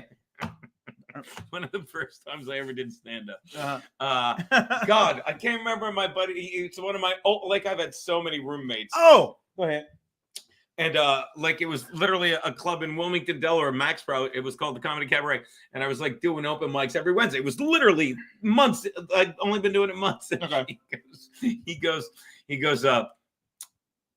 He calls me like we're working our desk jobs. He's like, it's like, Gina, we got to cancel your spot tonight. He goes, we got to cancel your spot. And you know it's him, right? And it's not Jeff Houston, Pete. It's this other guy, Jeff. You probably remember that, whatever. You say pity. He goes, yeah, Martin. Stand Up New York. No. This is when in Wilmington, Delaware. Oh, this is late 97. He's like, yeah, Martin. He goes, Martin Lawrence just called. He's going to show up and do that bit where he acts like a crazy. Oh my God. People seem to love it. We were dying. You know, Martin Lawrence was such a great comic, but I'm gonna tell you something. Dangerfield is a good club. It's a great club. Like Gotham Comedy Club is my home. Everybody knows Gotham Comedy Club. Great club. I always tell people, keep a Mazzilli in your corner, especially Chris Mazzilli. And shout out to Chris and Steve, but keep a Mazzilli in your corner. Gotham Comedy Club is my heart. It's been the best comedy club in the world. I've been to all of them. And I sit in on comedy shows or whatever like that. And there's no one better than putting a lineup together and running a club than Chris Mazzilli. I would say. Oh yeah, we've talked about that. Chris Mazzilli. A lot of comedians that, and I don't want to say failed out of comedy, but just quit comedy or failed out, whatever. Yeah.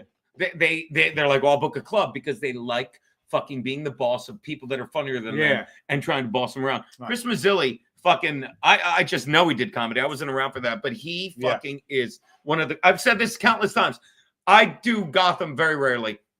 Like when they have roast, I did my live at Gotham there. Chris is, but we're gonna do a Make-A-Wish one night. Yeah. I'll get you over there. Oh please, I'm not a regular there, but when I show up at Gotham, Yeah. They treat me like royalty. Like royalty. Gino, how have you been? Hey, get a drink. What's up? Because everybody's watching. Hey, get a drink. Hey, Yeah. I see you got one. Hey, what's I'm up? told you have 3. Are you going to pay for any of those? I was Don't so worry impressed about when it. you were there. I was so impressed when you were there. Remember that night we were there with Lawrence Taylor, Larry Holmes. The roast of LT. I was so impressed. Excuse me, the roast of Otis Anderson. Otis and Anderson. But I was so impressed you were there because I was like, you see, you're in the fence. See, everybody.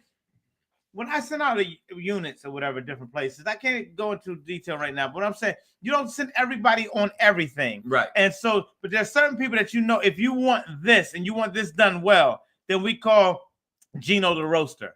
Right. Gino writes excellent roast jokes because Gino focuses on how to write a roast joke. I like shitting on people. Yeah. So the thing is that I don't write roast jokes. I will destroy people in a battle of comedy, but I don't sit there and write because I don't follow rules. I won't follow a rule to say you got to go, this is the punchline for this is the strategy for this. Who wrote that strategy? Funny is funny. When you've been funny your whole life, nobody can tell you how to be funny.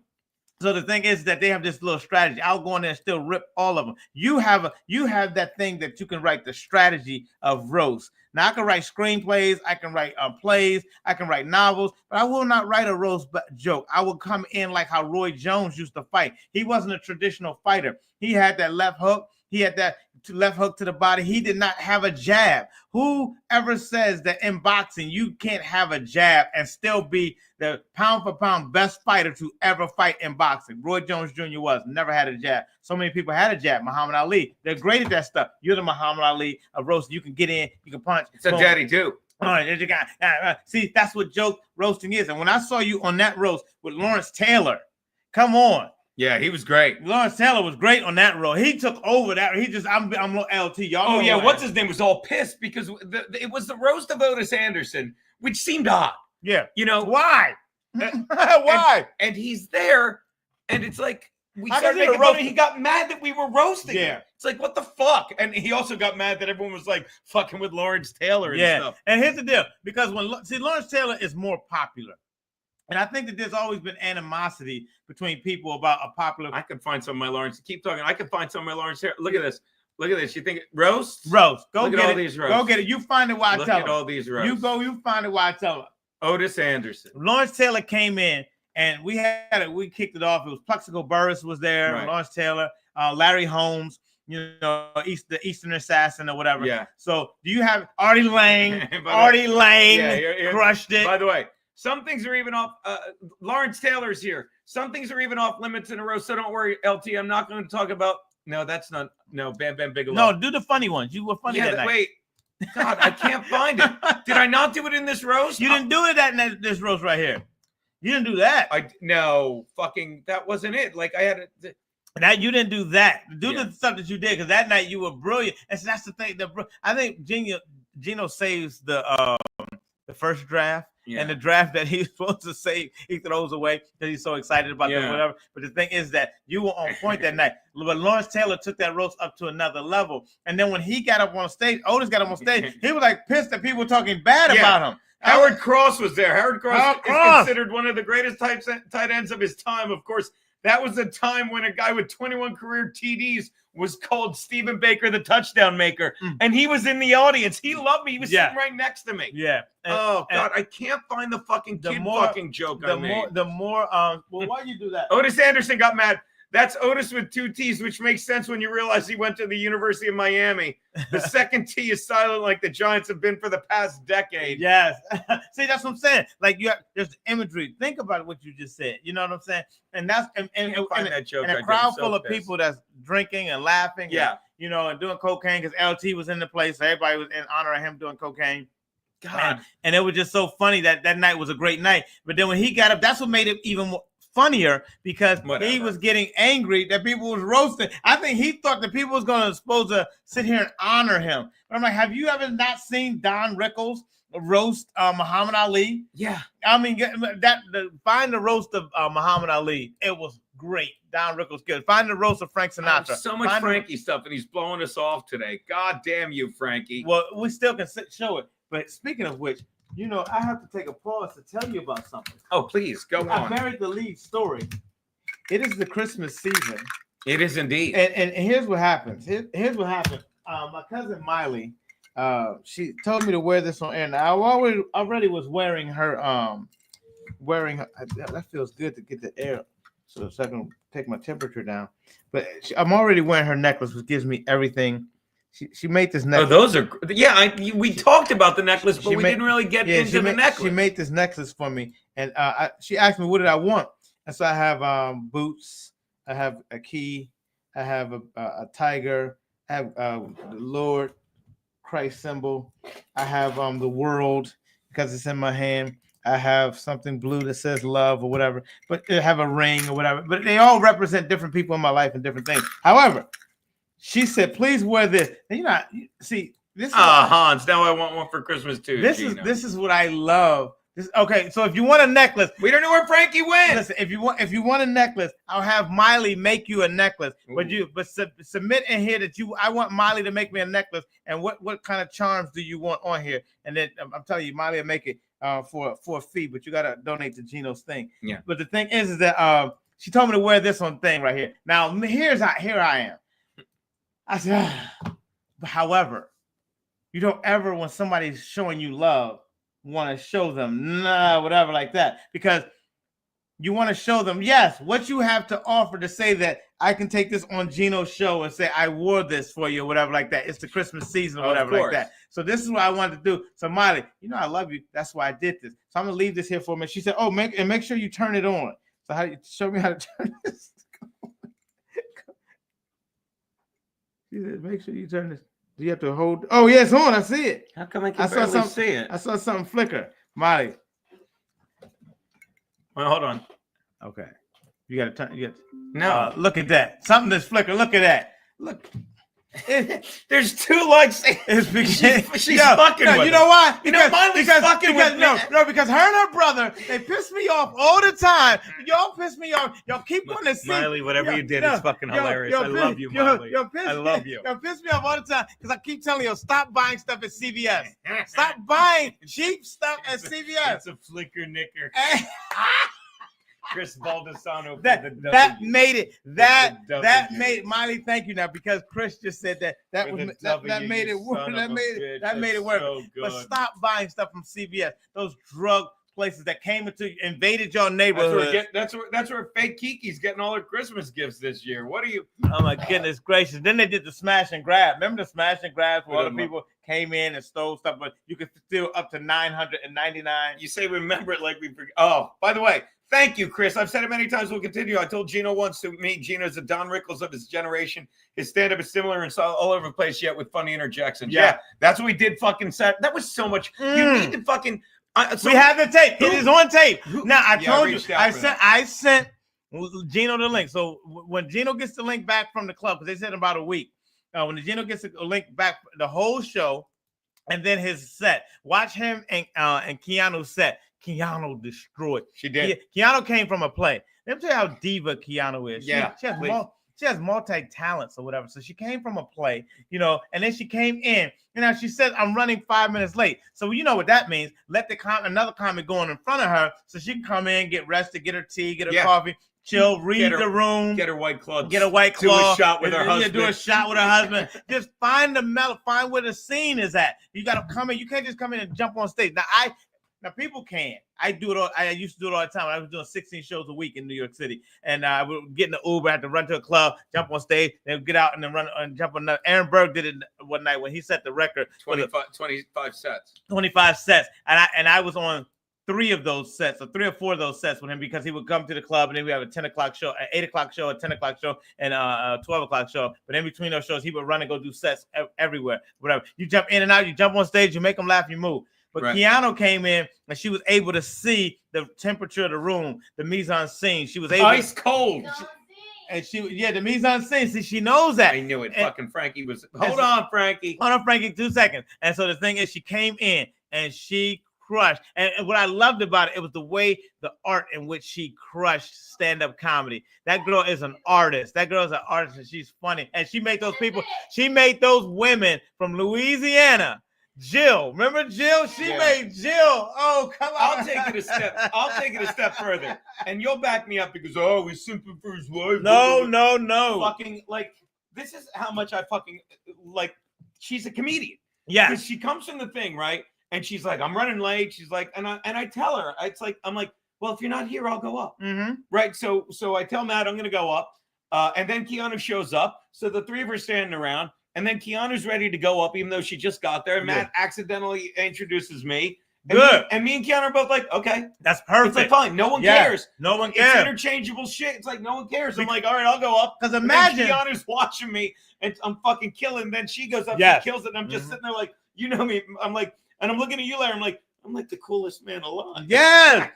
Cool, because here's what, okay. Because when you. Is Cecil here, David? When you put on By the way, hail Cecil. I got to fucking bug him into a spot. Cecil, when you do a show and you're headlining a show, I went down to the dressing room, the green room, and I just stayed in my zone. I said, I kept hearing the laughter come through the floor. The laughter was roaring through the floor. Right. So I know, I'm like, now good, because I want everybody on the show to do their best. I'm not looking for, I hate those people that look for people. Where are you going? What, did you have mice problem here? You have a mouse? I think I saw a mouse. Where are you going? In the house. Okay, she's going to try and make the move. And so when you look at it, you say, I will know all these people are crushing. Mark Theobald, Marlon James, what's his name? I said John Campanelli. He Godfrey's a hack. John Dave, I love you, buddy. By the way, John Campanelli, thank you, cuz John Campanelli crushed it so hard, and you hear that laughter coming through the floor. You hear that laughter coming through the floor, and then you know that you gotta, no matter how high they took it tonight, you gotta go up there and take it to the way next level. But you always know you can. I hate people like there's certain people. We'll say Nick Swartzen who books Chad in front of him because Chad's a terrible fucking comedian. And he's easy to lazy. Like, I want the person in front of me to kill it. I want the whole show to kill it. I want to take that fucking energy and be like, mine now, and just build on it. I agree. But Dave Chappelle, Kevin Hart, Chris Rock, Bill Burr, the guy from Canada that I love, the Ben Bernanke or Bankers. Ben Bernanke. But Ben Bernanke on the show before me. I want a show like that, and then I'll headline and still crush that show. Hi, Gino. I'm doing great so far. I'm just sending Chrissy Mayer a video on Twitter now. Wait, we have the video. Is it the video of you wishing everyone a Merry Christmas, Frankie? No, I'm just sending Chrissy Mayer update. All right, Frank. Well, here's you wishing everyone a Merry Christmas. Oh, wow. Thanks, Frank. Here we go, Frankie. Dreidel, I made it out of clay. And when it's tried and ready, dreidel, we will play. Dreidel, I made it out of clay. And when it's tried and ready, dreidel, we will play. It's edited. Somebody edited. Somebody doing edits out there. This software costs $500 Canadian. I love the Canadian. But Frankie, you do a lot of. I want to thank you, but I don't think it's edited. I repeat, it's edited. Somebody edited out there. It's not true. I repeat, not true. That software costs $500 Canadian. Now, Frankie, we're told. What did you do this weekend? We heard you. We heard you were hanging out with some ladies. Okay. Yes. I repeat, at Dooley's. Now, is this you and that lovely gal, Frankie? One of them. What's that? That's one of them. Now, Frankie. Wow. Frankie, I'm told that's a Photoshop picture. Do you want to see the actual picture? Yeah. This is an actual picture, not a Photoshop. No, this is Photoshop. Do you want to see the actual picture? Yeah, I want to see the actual picture. Okay. I want to see the actual because Hey, hold on. That looks more like it. The actual picture. That's the actual picture, right, Frankie? Yeah. Frankie, there it is, right? That's it. Now, that's more it's not true. Yeah, it's edited. I repeat, it's edited. That software costs $500 Canadian. Frankie, that looks right to me. That looks exactly like not you, right. You look good. So you're saying this is real, Frankie? That's clearly Photoshop. It's not. It's edited. It's not edited. This is a real picture of me with that girl. Hold on, Frankie. So look, is this? Say right now, this is me and that girl. Yes, me and that girl. That's the real. That's an edited. Hey, that's you and the girl right there. No, it's edited. You said yeah. So you're saying this picture is edited, Frankie? Yes, totally edited. So, because that looks just like you and a pretty girl. That's Frankie right there. Come on. That looks just like you and the pretty girl, Frankie. Is that you and the pretty girl? Yes. So this is you and the pretty girl, Frankie? No, it's edited. Oh my God, it's you. Frankie, you're not gonna tell me It's edited. I'll be edited. I'll be edited. When he brings in these Photoshop pictures, Frank, go on. he does his stuff. He brings in these Photoshop pictures and denies that it's him. And it's Photoshop. Yeah. Go back to the Photoshop picture. Okay. If that's not Photoshop, come on. It's wait, wait. It's a real picture of me. Frankie, is it real or not? Is it real? Not real. Not real. Not real. No. Real. Not real. Not real. Oh God, what is wrong with your Why, turn? Frankie? It's real. Yes. And listen, that's why I don't judge you. Yeah, People always say, Frankie. how can you hang with Gino? Because Gino's one of the best guys. We should hang out more. You better not hang with him. You better not hang We with should him. hang out with We him. should never hang out with those guys. Now, Frankie, you did. All right, well, Frankie, you did. And by the way, a lovely gal. And I believe in the comments you put she's well over 21, right? But She's over 20 years old. I repeat, over 20. I repeat, she's well over 20. Oh, this is. But she has the mustache and beard that proves it. She does. No. Now, Frankie, how late? It's edited. I didn't even do anything yet. What do you mean? What? Somebody out there did it. It's Show them, me a not video. you. It's Yeah. them. Show me a video. What editor? Wait, hold on, Frankie. You also. I got. Oh, geez, I don't. Oh, is it? No, it's not Compound Media. It's Let's do a marathon like Joe Rogan. I'm telling you, dude. Listen, we're gonna solve all the problems today. Yeah, me and Frankie had a fun little weekend. Remember, we went. What was this we were doing, Frankie? Not true, not true, not true, not true. Wow. Frankie got Not you true. turned on the. How did Frankie get you to turn like this? I don't know. Now, you was a nice. You were a Frankie's nice not true. guy. Oh, good Lord, I forgot about that. Hold on, Oh my God, Frankie. I heard you were hanging out with Santa. Not Claus. true, Am not I true, not right? true. Wow. No, God damn it, I can't find the Santa one. Oh my God. Why can't I find the Santa one, Frankie? I never thought you and Frankie would be like I this. can't find the fucking. You let Frankie talk you into being a Nazi? I did indeed. Wow, Frankie, what are you going through? Okay. Oh, by the way, Frankie, here we go. Okay. It's Frankie, Popeye's chicken. now what is this? Popeyes on Welton Street. It's under construction. Okay. It's under construction. We don't make Yeah. shit. We make chicken. Frankie, so you're saying it's still under construction? Because I heard they had a little bit of a problem with it this weekend. Did you hear about that? No problem. There's just construction. Really, Frankie? Just construction? Mm-hmm. There's got to be Yeah. more. I'll find it. There's got to be more with Frankie's involved. It's never just the way he says it. It's always, you saw the Nazi with him. Is this the place right now under construction, Frankie? Let's see. I want to see the construction. Frankie, site. is this the place? It's under construction. Let's see. Look at his face. He knows we're good. And it's completely fine, Frankie.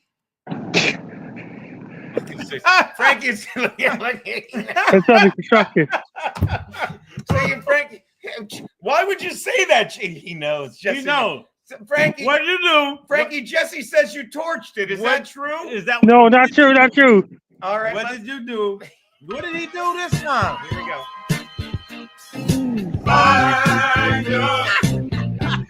Oh my God, Frankie!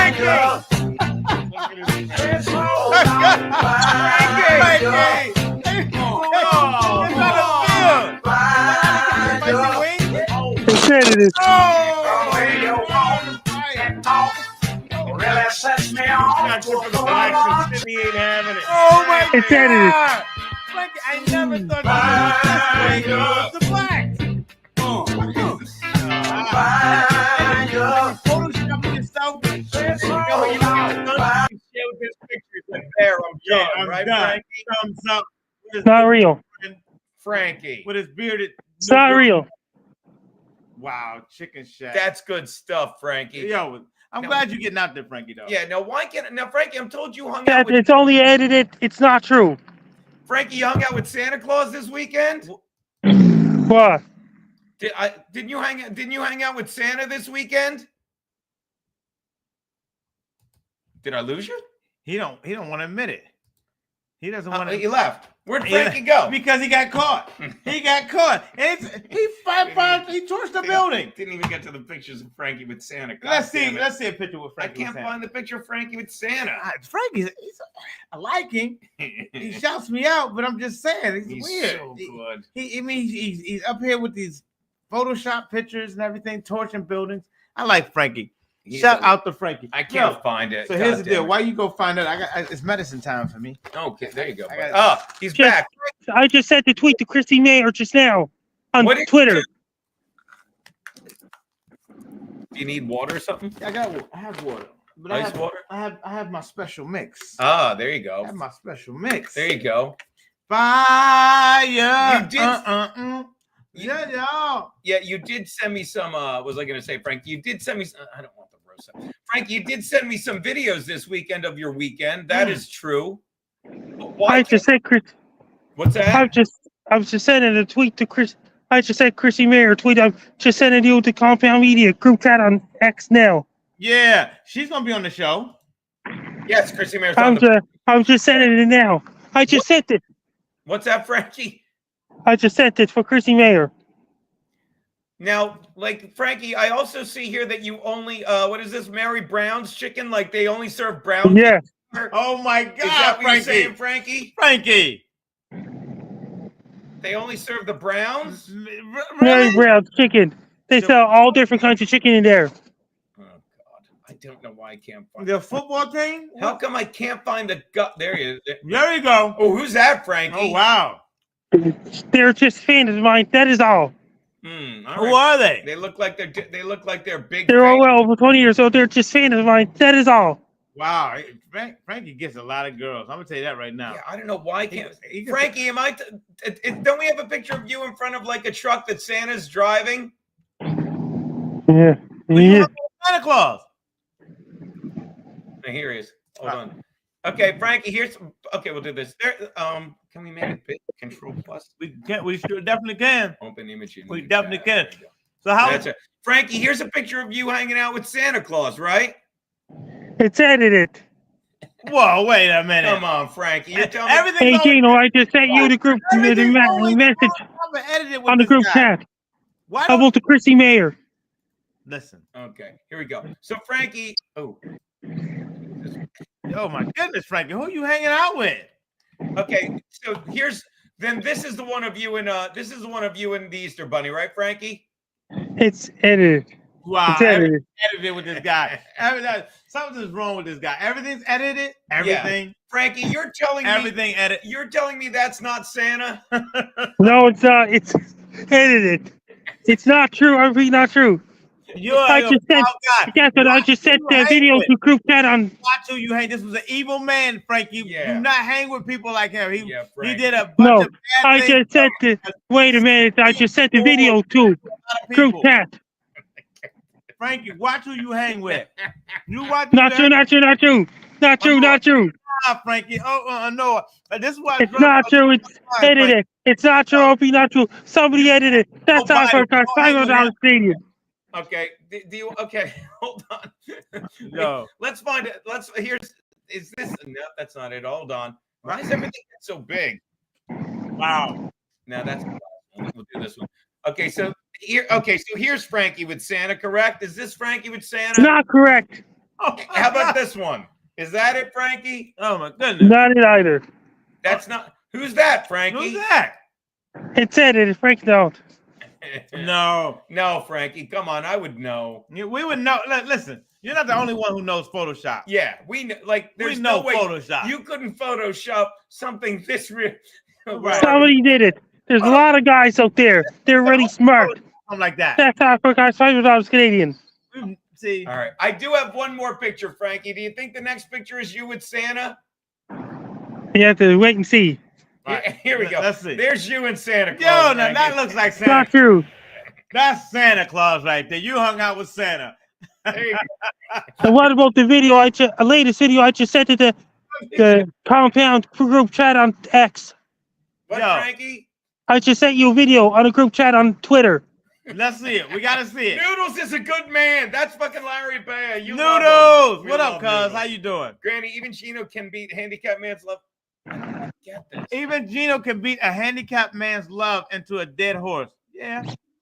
Oh, that's fucking Granny, the fucking drunk. Oh, I love this guy. That is Larry Beyah, my man. Woo! Donate to the. Want to see him get mad?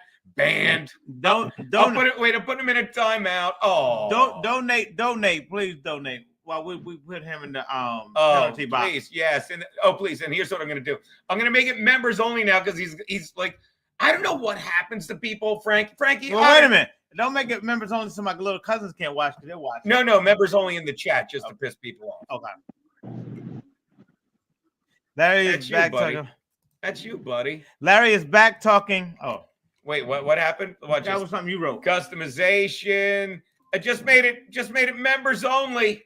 Chat's members only for the final few Come minutes. on, talk to us. But I do want Molly and to be able to say something. Hey, Dino, I just sent you a message on the group chat on Twitter just now. Yeah. Well, Frankie, I think about I got Chrissy it Mayer. right now. Wait, I don't even understand. When did you have made this video, Frankie? Just tonight about Chrissy Mayer. It looks like he made it just then. Did you make it here with Santa Claus, Frankie? Frankie, did you make that with Santa Claus? No, it's Easter Bunny. It's edited. I know you were Noodles. Not Easter Bunny. It's not Easter Bunny. All right, let's take a look at this. Okay, Frankie, this is a 2-minute. When did you make this 2-minute video? Before you Just got now. into our show? That's why he was late. Hey, everybody. Thank you, down. Chrissy Mayer's doing great so far. She's still doing a lot of podcasts, and Chrissy Mayer has reached up to 100,000 subscribers on her YouTube channel. Chrissy Mayer's doing great. She's doing so far. She's doing a lot of podcasts so far. Chrissy Mayer's doing great. She's doing really great so far. Chrissy Mayer. I think he mentioned Chrissy For Mayer. herself, and Chrissy Mayer's always doing great so Who far. are you talking about in that Chrissy video? Mayer, whatever, Amy, and talking about the former podcast West Spot on USP Compound Media. He's talking To all the talking.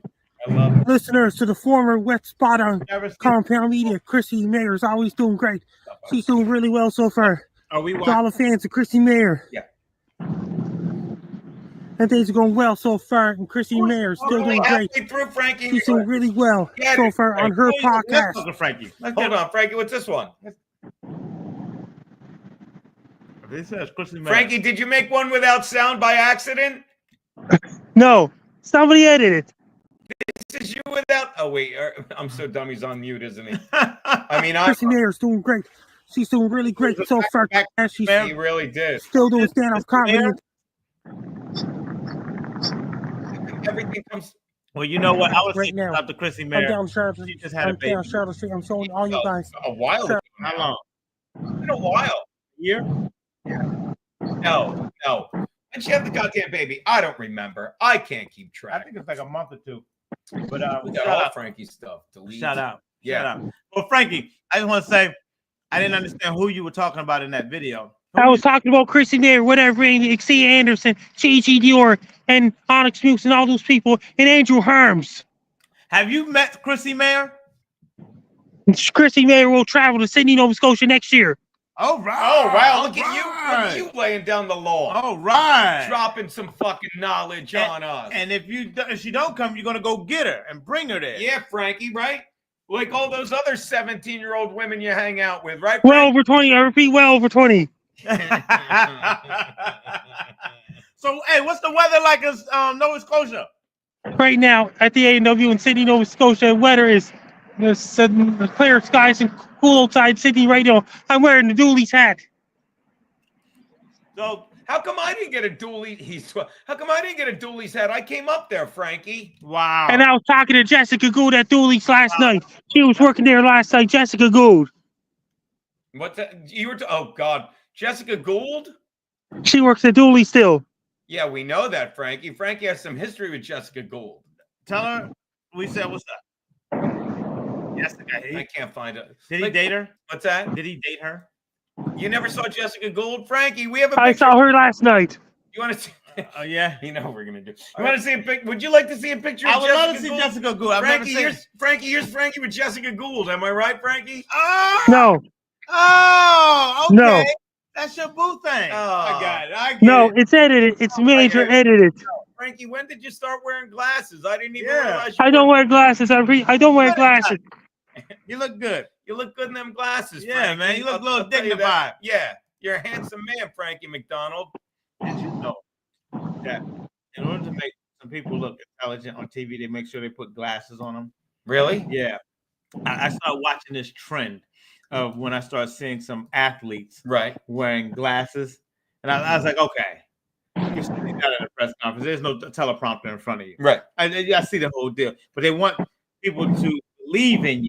And you're not just some stupid basketball or football player or whatever. Right. You're like, oh, put some glasses on it. No, I see behind the glasses. But Frankie, you look good in those glasses. Yeah. See, this is wrong screen. Sorry about that. You look good. Hero. I'll fix it. Yeah, Frankie. See, now this is you. Wait a minute, it's a different girl. She's well over 20 years old. That's the Photoshop. No. We'll do a different one. Now, Frankie, you look smart here, right? But look how much smarter you look with these glasses on, right? Not true. It's edited. Yeah, y'all look like a nice couple, Frankie, and you look intelligent. It's edited. Yeah. Am I wrong, Frankie? You look a lot smart. Like, look how you're wrong. You look good here with this 15-year-old girl. Am I right, Frankie? It's well over 20. No, I think she's 16. I think he said she had a birthday. 16. Well over 20. You look good with this 16-year-old girl, but do you think if you wore your glasses here, you would have seen what she really looked like, Frankie? It's edited. Which part is edited? What part? The hand? The thumb? Both of them. What part? You got a mask everything like this. It's edited. Somebody edited somebody's face out of her body. It's not true. It's not true that the thumb is Come on, Frankie. See, here's my problem with Frankie. I love him. Yeah. Like a play cousin. Yeah. On that video I just sent you, I was talking about Chrissy Mayer and Wet Spot and whatever Amy. I was talking to C. Anderson, Gigi Dior, and Andrew Herms and all those people. Yeah. Speaking of Wet Spot, did you hear? I did not. There was a girl who had 2 rabbits. Okay.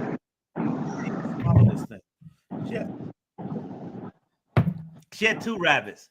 She had the one nature made, right, the bunny rabbit, and then she had the electronic. The nature made rabbit bit into the cord of the electronic rabbit, right? It killed itself. Are you kidding? It killed itself.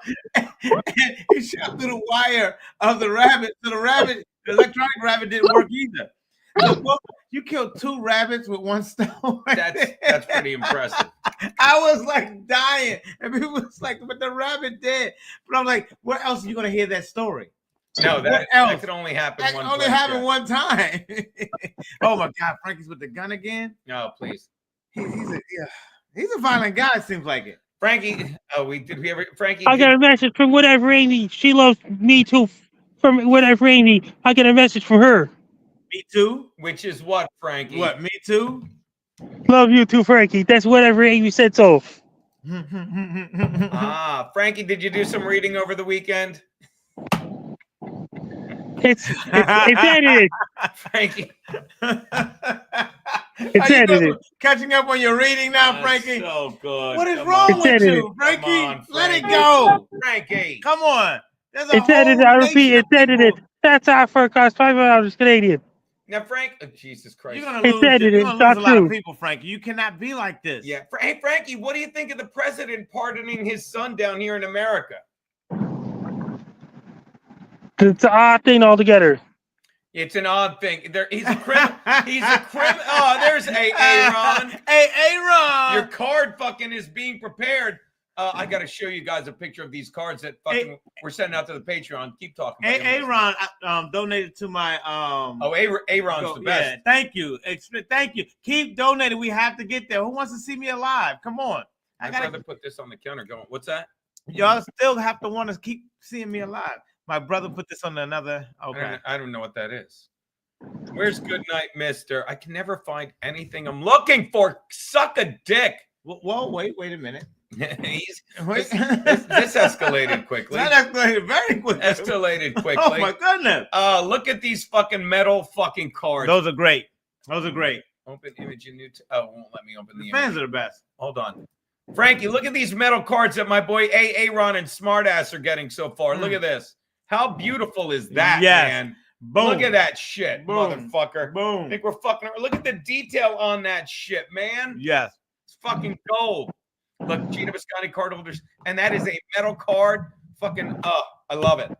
I love it. One's coming your way, Ron, but it comes through me, so I can display it proudly and show off my fucking friend. I want one. Send another fucking video. Oh, we'll get you one, Larry. We'll get you one. That's a beaut. All right. The glasses have a slimming effect. That'll never not be funny to me. It's on so Frankie. good. Oh my God! Thank you for reminding me, Frankie. What? The pardon thing. Jesus Christ. Yeah. Fucking Bob Vanna Patrice. I fucking forgot about that. What? Oh my God, he made two. Oh Hold my on. God. Frankie. Oh my God. Now, did you hear that they pardoned Joe Biden pardoned his son, right? Right. Yeah. Okay, here's my question, Frankie. Did I'll find it. Frankie, what did you do wrong? Why did the president have to pardon you? Yeah. He doesn't know any better. Oh, he doesn't know any better. I beg your pardon. Frankie, what'd you do? I know what he did. What did I didn't do nothing. I'm in Canada. He's in the United States. With the Hitler books and everything like that. Come on, Frankie, that's wrong. A whole group I'm of in people- Canada. He's in the United States. It's not true. So you're saying he didn't pardon you? Look at It that. says it right there on the front page. Look, Frankie, I'm reading it right Oh, here. come on, reading it right It's edited. Every paper in America is covering this, and you're telling me this is not you. Come on. It's edited. I repeat, it's edited. It's not true. Somebody edited it. That's our forecast. $500 Canadian. It's really expensive software where they sell that Best Buy, Staples, things like this. There's a lot of advanced Photoshop edit out there. It's a really good one. It's an expensive one. That's our forecast. $500 Canadian. I beg your pardon. Frankie. Hey, Ron.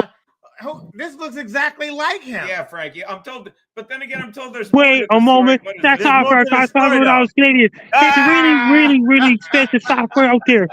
Do you think it's bad that they're? I'll tell you, they're No, not. there's people doing edits out there. Yeah. There's a lot of guys doing edits out there. It's not true. There's a bunch of people doing edits out there. No. That's our forecast. $500 Canadian. I love Mondays. Rainy days. There's and a Mondays lot of always guys keep doing me up. edits out there. They're buying really expensive Listen, I'm taking Photoshop mine. editing software at Best Buy Listen. and Staples. It's I not take true. my wanted posters seriously. Yeah, Frankie. Come on, hey, own up to it. No, Can't it's get not better true. unless you own It's up to a really expensive software. People buy them stores down in the States, like Best Buy in the States. All those computer stores in the States that sell really expensive software when they buy that stores. That's our forecast. $500 Canadian. There's a lot of guys, they don't know any better. I didn't do it. Gino didn't do it. It's somebody else altogether. It's just a lot of those guys, they don't know any better. Hey, Frankie, the guy in this picture is Frankie. Oh, this is so dumb. Bear with me, people. Frankie, is the guy in this picture guilty? He's a, and that means it's edited. That's our forecast. $500 Canadian. Frankie, is this guy a bad person? It's edited. But is he a bad person, the guy in this picture? A lot of people didn't like him. What? A lot of people didn't like Larry? No. Frankie! You didn't like me. It's the other guy, not Larry. Hey, a lot of people like Larry. Wait, so you're saying a lot of people like this guy, Frankie? A lot of people like Larry. A lot of people like this guy, Frankie? No. Oh, wait a minute. Do they like me or not, Frankie? I gotta be. Wait, you're saying a lot of people don't like this guy? A lot of people don't like that guy driving. No, a lot of people like Larry. You said it out of your mouth. I heard you from your own mouth. No. I'm a 55-year-old man. There's a lot of people that edits out there. And a lot of people don't like that's That's wrong. terrible. We Frank. love. A lot of people don't like that guy driving on a truck. People love me, Is it Frankie. because he's black, Frankie? Yeah, is it? Tell me. What is it? No. It's edited. I repeat, it's edited. That's our forecast. $500 Why Canadian. do you hate He me? can't be trusted, Frankie. So you're saying he's a good guy? No, wait. That's a false. That's an offside on me. That's when I jumped right before the time. He balked. He balked. you jumped the timing. Motherfucker. That's okay. That's so Oh my stupid. God. All right, so Frankie, you're a good guy, right? Are you a good guy? Yes, I'm a great guy. Yeah, It's edited. That's how I got when I was Canadian. You're What wrong, is Frankie. wrong with us? Hang It's out with better edited. people, I Frankie. repeat, it's edited. There's a lot of guys doing photo not edit hang out. softwares out there. This guy caused a lot of pain to 6 million people. Over 6 million people. Gino picking on his mental equivalent, but Larry expected better from a U.S. Air Force veteran. I love Texan Patrick. You're right. He's right. Here is happened. When in Harlem Light, do as a Harlem Lights Let's see do. if he can get it. Let's see if he can get him to call him a bad guy. So Frankie, find him. What do you think about Texas Pete? Yeah, there you go. So Frankie, is this a bad guy, Frankie? I'm thinking, major thinking. He said I'm thinking. Did you just say I'm thinking, Because Frankie? he's on to you. He's It's on intensive to you. thinking. Oh, so Frankie, is this a bad person? The bad person drives the red truck. You said the Easter Bunny's a bad person. Not true. Who raised you? Who raised you, Frankie? Not true. Yo, so what are you doing tonight, Frankie? Yeah, I gotta wrap this. Not true.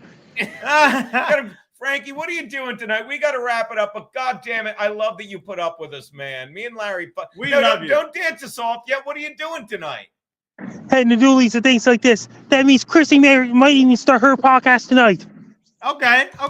Chrissy Mayor's podcast tonight. What's she doing tonight, Frankie? She could be talking about the 100,000 subscribers on her YouTube channel, things like this, an update for Chrissy Mayer. Wow, must be nice. Oh. Tell all your fans to go donate to my GoFundMe. You want to keep me alive, right, Frankie? We got to keep them alive, right, Frankie? Come on. And by the way, what is January 18th at January 18th, we're doing another show like we did the other night. do another fundraiser? Yeah. Oh, good. Gino will be on the show. Mark Theobald will be on the show. You got to have staples that are on the show. And Matt Mead books people in. And Matt's going to do a spot at my birthday show. Yeah, and I can't wait for that. Matt's hosting. He did a great job. And it's just Matt's gonna what he's gonna do. We're gonna keep the core. You, myself, Mark Theobald. And then, I love in and out of that, it's gonna be John Campanelli's coming back. And it was old school, like you know what I mean? Like all the comics stay in the room because they like the other comics. Yeah. Like when Mark Theobald goes on gluten free, he's like Gino because he saw the face I made. He's like, I'm gonna make fun of you. You're gluten free. Yeah. You're 20 fucking years. Yeah, and the thing is, Mark and I, he's the reason. Mark is another reason why I've been upbeat and all throughout this. Mark's another. I love him. I hadn't seen him in had to be 5-6 years. Yeah. And it's like you don't miss a beat. And like I said, Mark started me out in this business when I came from Philly to New York. And Dean Edwards, Patrice O'Neill, Harris Stanton, Todd Lynn. That was my clique. And then to Jay Okerson and Kurt Mesker became my clique too because we're off out of Philly.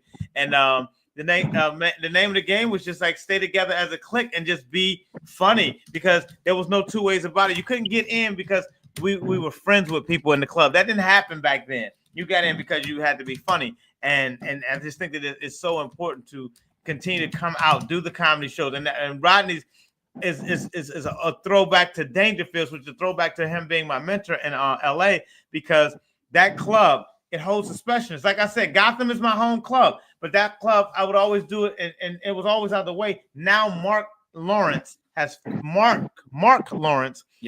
fixed that club up so well, and he keeps the crowd in there. A lot of people come through. David Tell was just in there.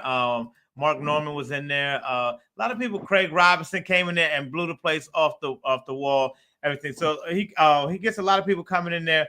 And I don't want to name all the people because I'm not for sure if Jerry came in there or not. But I thought I heard Jerry. Why would Jerry? I thought I heard that. So Jeremy Piven was in there. He's not really nowhere near Jerry Seinfeld, but I know that. So, but the thing is that Mark is doing an excellent job. Upper West Side, 61st and 1st. So we just rocked it on this past weekend. We're gonna rock it on Gino's birthday. It's gonna be great, people. December 29th. Yeah, there you go. Look at that. Fucking back, add to the stage, December 29th.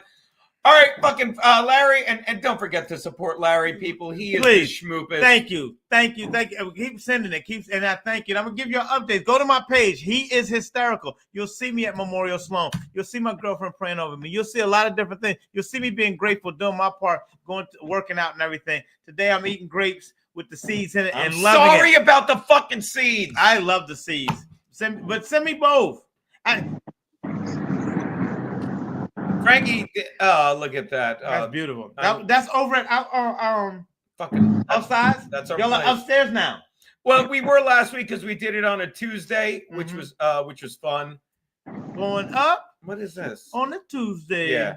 Is it true black people can hear smoke detectors? Is that really a thing? I can hear them. I don't get what that bit is. I don't know what I'm missing. I never heard the bit. This is my first time hearing about it. This was a legendary bit. Watch this, guys.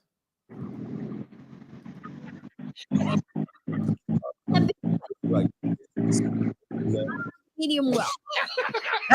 Steak medium well.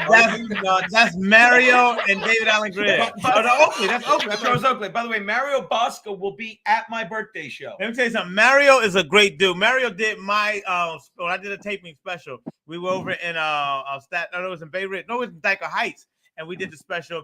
And Mario just called me up and said, "Yo, can I get on the show?" And of course, he was a childhood star. Mario was a childhood star. He was in everything you ever used to see him. He was that child, that kid, and everybody loved him. He's met everybody. There's not anybody, but he's been with everybody because when the little kids are in Hollywood and they're like a phenomenon, like how Emmanuel Lewis was and how the Mikey from Life and all those people, they go everywhere. People Hollywood tries to figure out what am I going to do with you? Are you going to be Webster? Are you going to be whatever? So Mario got pushed around in Hollywood, and they love him in Hollywood. But when he did my show, it was my special. Right. Everybody in the crowd knew who he was. Farted. Knew who he was, and I was so happy because he went up there and crushed. He did it his way. He's so Italian, and we had a great night that night. So check out Mario. He's gonna be on the birthday show. What's that? He's gonna be on the birthday show. He's on the birthday show. Yes. You don't want to miss that. Please come to the birthday show. I'm gonna crush it again. I know Chrissy Mary's gonna crush it. I know you're gonna crush it. Is Keanu on the show? Keanu's on the show, of course. Yeah. Oh my God! Look at Keanu's work. I'm telling you, Keanu was killing it. Yeah, she's solid. And we don't go for audiences and comedians in the back just giving away laughs. We don't go for ugly chicks like right, Frankie. Look how hot this chick is. Oh my God! No, it's not true. Somebody edited. That's how I was Canadian. That's how I was Canadian. It's edited. You're so good. You know how to pick It's edited. So good. So good. So good. It's edited. It's edited. It's edited. All right, we'll take it down. All right, we got to wrap this up. But before we wrap this up, oh my God, of course. Before we wrap this up, can you talk about what the game tonight? Come on. Who's the fucking game tonight? Don't the Chargers play tonight? Next Monday. No, next Sunday night they play the Chiefs. Oh. I don't even. Who the fuck is the game tonight? Are you sure they don't play on Monday night tonight? They won. Yeah, I'm sure they won yesterday. Ugh, Browns, Broncos. No, they got moved, I thought. You are confusing this week with next week. Okay. It's the medicine. It's the medicine. No, and you're fine. Do you know how much medicine I'm on? It's Monday. They can't move it without a time machine, Larry. Everybody. Let me tell you something. Everybody is Get on your me. own, Larry. Everybody is on me because of this medicine. My girlfriend, my mom, my brother, everybody like, yo, get your mind together. And we were in a Russian Turkish bathhouse. And we were? Yeah, we were in a Russian, not you and I, but we went to a Russian Turkish bathhouse. bathhouse. I'm gonna do it again. And you didn't have to tell me about nagging women, am I right, Frankie? How about this bitch, right, Frankie? It's not true. Somebody edited. That's how I got 500 hours Canadian. It looks like you, Frankie. I'm sorry. It's a major edit software. Of course I will. So anyway, what were you saying? We were in a Russian Turkish bathhouse, and my boy was like, "This is where you go from the hot to the cold to hot to cold. That's good for getting your immune system good to fight the cancer." And so we were in there, and I was talking to this girl, and we were having a great conversation. And then my buddy was like, "Well, you want to do whatever." And I'm talking to him, and he's like, "Are you okay?" I said, "Well, what's going on?" He said, "You sound kind of loopy." Because let's get loop. You said you got loop. Yeah, I said, well, I'm loop. He said, you sound loopy. He said, are you on medication? I said, yeah, they give me the Oxycontin for the pain. Yeah. And let me tell you something. I might as well be taking heroin. Is it that good? Now you're just bragging. Oh my God, it might as well just be taking that. And I've never taken heroin, but I've taken Oxycontin. And let me tell you something. That stuff, nobody should feel that good. Right. Nobody should feel that good. By the way, I forgot about this. So here's the actual picture, Frankie. Am I right? Look, and this is something I love about our boy Frankie. Hold on. Open image in new tab. All right. Now, Frankie, this is a big fan. Oh, wait, hold on. Frankie, this is a big fan of yours, right? Yes. Okay, this is what Frankie does because we say all the time on youngsters. Look who left this comment immediately underneath it. Frankie did. Under his own picture. Yeah. He's like, He's like, she was Frankie, well. how old is this girl? 12 or 20. But how did she look when you put on your glasses? What did she look like, Frankie? Edited. She looked Edited. edited because you finally put on your glasses and saw what she looked like. It's a major edited. Yo, I'm This so might glad. be one of my favorite pictures ever. I'm so glad you keep your glasses with you, Frankie. You can't be careful talking to girls without It's your edited. glasses. I repeat, it's edited. It's edited. It's edited. That looked like a cross between Frankie and the. It does. It does. It's actually Garrett. All right. So people come to my show. I'm on Fucking it. 29th. Get the tickets. Take care of our boy Larry. And Take care of me. Thank shout you. out Tex and Patrick P because he's like, you got to do a Thank give, you. send, go. Thank you. Which I said I did Oh, last week. I'm gonna write. Please Texas me. We got to figure out this give send go because It's not hard to do. It's Okay. the same. But it's like. Shout out to Tracy Carnazzo. She set up this GoFundMe. Great. I want to set up the one you're talking about because it takes so much taxes out or whatever, and it's like, oh really? Yeah. They take their cut. I'm like, is the mom Thank you, running this? over. Is my Uncle John the book running this? Yeah. He got to get his 10%. He got to get his piece. He's got to get the VIG. I'm like, yo, they got a VIG on my GoFundMe because I lost an aqueduct. There you What the heck? go. What the heck? All right, we're all caught What's up up? with that. Somebody All right. say hi to me. What's that? Somebody saying hi to me. Who? Just Everybody a fan of say mine. hi to That is Frankie. all. Hi, Frankie. Everyone says hi to Frankie. Frankie needs only of them. Phone Oh, tripod. one of them phone tripods with the ring light so he can stand in front of the camera. Why are you outside, Frankie? I'll never understand. No, As I'm stay showing outside, you, AW, at the wet spot used to be on Compound Media on Monday nights before the Compound Media merged with Censored. We didn't merge with Censored. Gavin ruined Compound Media. Gavin ruined it. Plus Chrissy Mayer's wet spot. Yeah, you seem to like Chrissy Mary's wet Yeah, spot. he seems to be. I mean- there you go. Sean says hi, Frankie. Matt Fagate says hi, Frankie. Yeah. Matt, thank you again for the. Oh, and by the way, I have to thank someone. God damn it. The And- one thing I wanted to do, Do- whatever this is, me and Keanu got on your wedding. We got a card from some guy. I can't even make this out. Okay, that's Johnny Jets. Who's Johnny Jet? Johnny Don't Jet. show his address. Oh, okay. Like, not like you Yeah. know what I mean. Yeah, Like yeah. not like you could read this Yeah, anyway. I mean, it's really coded. yeah. it's Dear Gino and Keanu, Johnny Jets. love and happiness always from Johnny Jets. And look, he gave us a card. This place is right down the street on 92nd.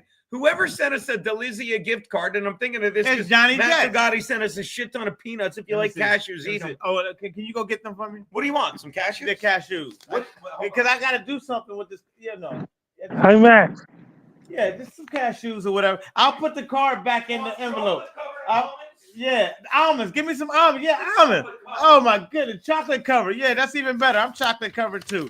So I'm gonna put the card back in the envelope, and everybody's watching me put the card back in the envelope, Gino. So understand. Yeah, There's yeah. chocolate covered almonds. Yeah, Let me know if you want more. got chocolate covered almonds. Chocolate. This guy is so good to me. We come in here every day, and I say I gotta have healthy stuff if I'm gonna eat on air because I cannot eat. Yeah, so I put the card back in the thing. I have my own card right here too. It's so ironic. What are the odds of that? What are the odds? We Absolutely both had, but you saw me take it out of my jacket. That's so amazing. It's obvious it's mine. It's obvious it's mine. But yours is in here. You can check it later. Keep talking and doing it. So the thing is that thank y'all for supporting me, and I really do appreciate it. Y'all. So you're saying that's your card? Yep. Yeah, that's my card right there. This is my card right here. See what I mean, Frankie? Yeah. Frankie, see what I mean? You got to own up. See what I mean, Frankie? Own up. That's why I'm wanted everywhere by everyone. Because I have my own. It's edited. It's a major edited. That's Africa's $500 Canadian. Major edited. $500? You know the price, though. He knows the price. Every time we talk about this, he knows the price. He's pretty good. Like, so, you know, I just don't understand why he's in the Hitler and all these. Yeah, Frankie. Come on, Hitler was a bad guy.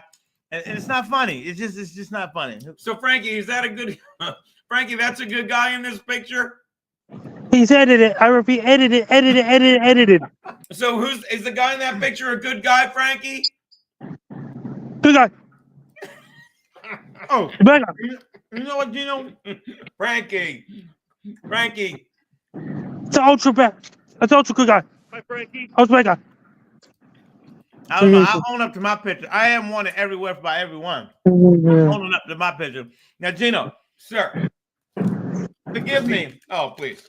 I was in the hospital when y'all was getting married, so I didn't get y'all a gift. Right. I'm like, well, what would be a gift? So y'all got one card from Johnny Jets. Thank you. Yeah. I just want to say, because I had one as well. Right. I'd rather give you another card so you can have one and Kiana can have her own card. Oh. So y'all decide amongst yourselves which one y'all gonna use my card and which one y'all gonna use Johnny Jet's card. So I'll just put it in with this. I wouldn't put it there now because the card gets so he's well, used to be independent. Well, the magnet could yeah, fuck right. it up and Yeah, don't. So hold this in your hand, and I just want to say, a happy wedding to you. Put it in. Well, no, don't put it in there yet. Just later. I mean, wait till I leave to see it. But y'all saw me put it back in here, so you got two cards now. Right. Okay. So but don't lose one. And don't lose a card. Please do not lose one of those cards. Those are some good cards. See. God. Keanu. And on that note, That's it. We're done. Dance us off, Frankie. Come on. That's in hot water for fucking Monday, December 2nd.